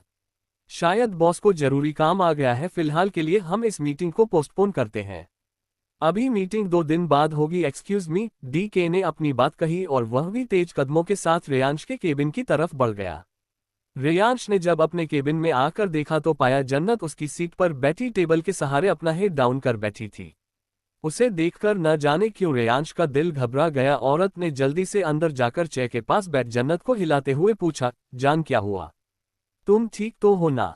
उद्धरण चिन्ह, जन्नत जिसने अपने भूख को कंट्रोल करने के लिए खुद को बिजी कर रखा था। उसने जब रेयांश को देखा तो चिढ़ते हुए कहा, छोड़िए मेरा हाथ, जाए, मुझे आपसे कोई बात नहीं करनी। आपको क्या फर्क पड़ता है चाहे मुझे कुछ भी हो। उद्धरण चिन्ह, जन्नत की बात सुनकर रेयांश ने उसे घूर कर देखा। वह कुछ कहने वाला था कि केबिन के अंदर डीके और वह लड़की दिव्या आ गई, इसलिए उसने खुद के गुस्से को कंट्रोल कर लिया। वही जन्नत की नज़र जैसे ही डीके पर गई ऑर्डर देते हुए कहा, डीके मुझे बहुत जोर के भूख लगी है, क्या तुम मेरे लिए खाने का इंतजाम कर सकते हो। उद्धरण चिन्ह, जन्नत की बात सुन डीके ने एक नज़र रेयांश को देखा और जी मैडम कहकर वहां से चला गया। वह अपने साथ ही दिव्या को भी ले गया। उन दोनों के जाने के बाद रेयांश ने जन्नत को घूरते हुए कहा, रियली मुझे तुम्हारे जीने मरने से कोई फर्क नहीं पड़ता, क्या सच में यह बात तुम ही कह रही हो। उद्धरण चिन्ह, रेयांश के बात सुनकर जन्नत ने अपनी आइज क्लोज कर ले, उससे फिर से गड़बड़ हो गई थी। लेकिन फिर भी जन्नत ने रेयांश पर ही चढ़ते हुए कहा, हाँ, क्योंकि आपको ये पता ही नहीं है कि आपकी वाइफ इस वक्त भूख से मर रही है। आपको तो भूख लगती नहीं है तो इसका मतलब यह नहीं है कि मुझे भी नहीं लगती, मुझे भूख लगी है सच में, और इतनी ज्यादा लगी है कि खाली पेट मेरा उल्टी करने का मन है क्योंकि भूख बर्दाश्त नहीं हो रही। उद्धरण चिन्ह। जन्नत की बात सुनकर रेयांश ने एक पल के लिए उसे देखा और फिर अपनी टेबल से एक फोन कॉल मिलाया जो कि उसने डीके को ही किया था। उसके बाद रेयांश ने जन्नत के करीब बढ़ उसे अपनी बाहों में उठा लिया। रेयांश के कदम तेजी से बाहर की तरफ बढ़ गए और जन्नत उसे हैरानी से देखती रह गई।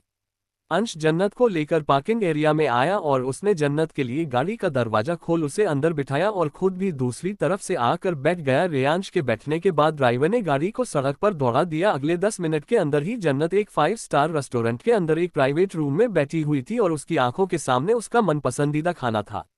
जहां ये दोनों अपने में लगे हुए थे वही जन्नत मैंशन के अंदर का माहौल इस वक्त बेहद अजीब था। डीके के कहने पर अवनी आज भी जन्नत मेंशन आई हुई थी। उसे सार सच्चाई पता थी लेकिन वह किसी को कुछ बात नहीं सकती थी। लेकिन उसने दादी माँ और महिमा जी को अच्छे से संभाल लिया था और वही शिवम भी था। लेकिन फिलहाल दोनों भाई बहन अपने अपने सामने हो रहे ड्रामा को अपना सिर पकड़कर देख रहे थे। देख लिया ना माँ, जल्दबाजी में शादी करने का फैसला क्या होता है। आप लोगों ने जिसकी शादी रेयांश से करवाई है वह लड़की खूनी है और इतना ही नहीं इतना बड़ा है, क्राइम करने के बाद है वह जेल से गायब हो गई। उसे पूरे देश की पुलिस ढूंढ रही है और उसने हमारे मुंह पर कालिक पोत दी। अरे मैं तो कहती हूँ इस जैसी लड़की से जितना जल्दी हो सके उतना जल्दी रेयांश का पीछा छुड़वाए, वरना ये लड़की उसे भी खा जाएगी। बुआ जी ने गुस्सा से उन्हें भड़कते हुए कहा। उनका मकसद है तो यहाँ पर रेयांश और जन्नत का डाइवोर्स करवाना और उसके साथ ही उसकी लोकेशन का पता कर उसे अपने आदमियों के हाथ मरवाना था। बस कीजिए बुआ जी, बहुत बोली आपने मेरी भाभी के खिलाफ। मैंने कहा ना, उन्होंने कोई काम नहीं किया और यह बात भाई के साथ साथ हम सब अच्छे से जानते हैं। आप भाभी को नहीं जानती इसीलिए ऐसी बातें बोल रही है, लेकिन हम जन्नत भाभी को अच्छे से जानते हैं और उन्होंने क्या नहीं किया इस परिवार के लिए, शिवम ने गुस्से के साथ कहा। तो दादी माँ ने भी सोफे पर बैठे हुए एक परेशान आवाज के साथ कहा, हाँ बेटा हम सब जन्नत को अच्छी तरह से जानते हैं, वह इस तरह की लड़की नहीं है, जरूर इन सब के पीछे कोई बड़ी वजह है जो वह दोनों हमसे छुपा रहे हैं। उद्धरण चिन्ह। दादी माँ की बात सुनकर बुआ जी ने भी अपने मन में ही कहा, वही तो मैं भी जानना चाहती हूँ कि ऐसी कौन सी वजह है जिसके चलते उस लड़की ने इतना सब कुछ किया। क्या है ऐसा जो वह लड़की छुपा रही है और इस वक्त वह कहाँ है। उद्धरण चिन्ह। लेकिन मन मीडिया में जो हमारी बदनामी हो रही है उसका क्या करें। सब लोग प्रियांशु और कपूर खानदान करे कीचड़ उछल रहे हैं, बुआ जी ने दोबारा कहा। आज के लिए इतना ही दोस्तों, मिलते हैं नेक्स्ट चैप्टर में। Thanks for watching my friends, next episode come soon.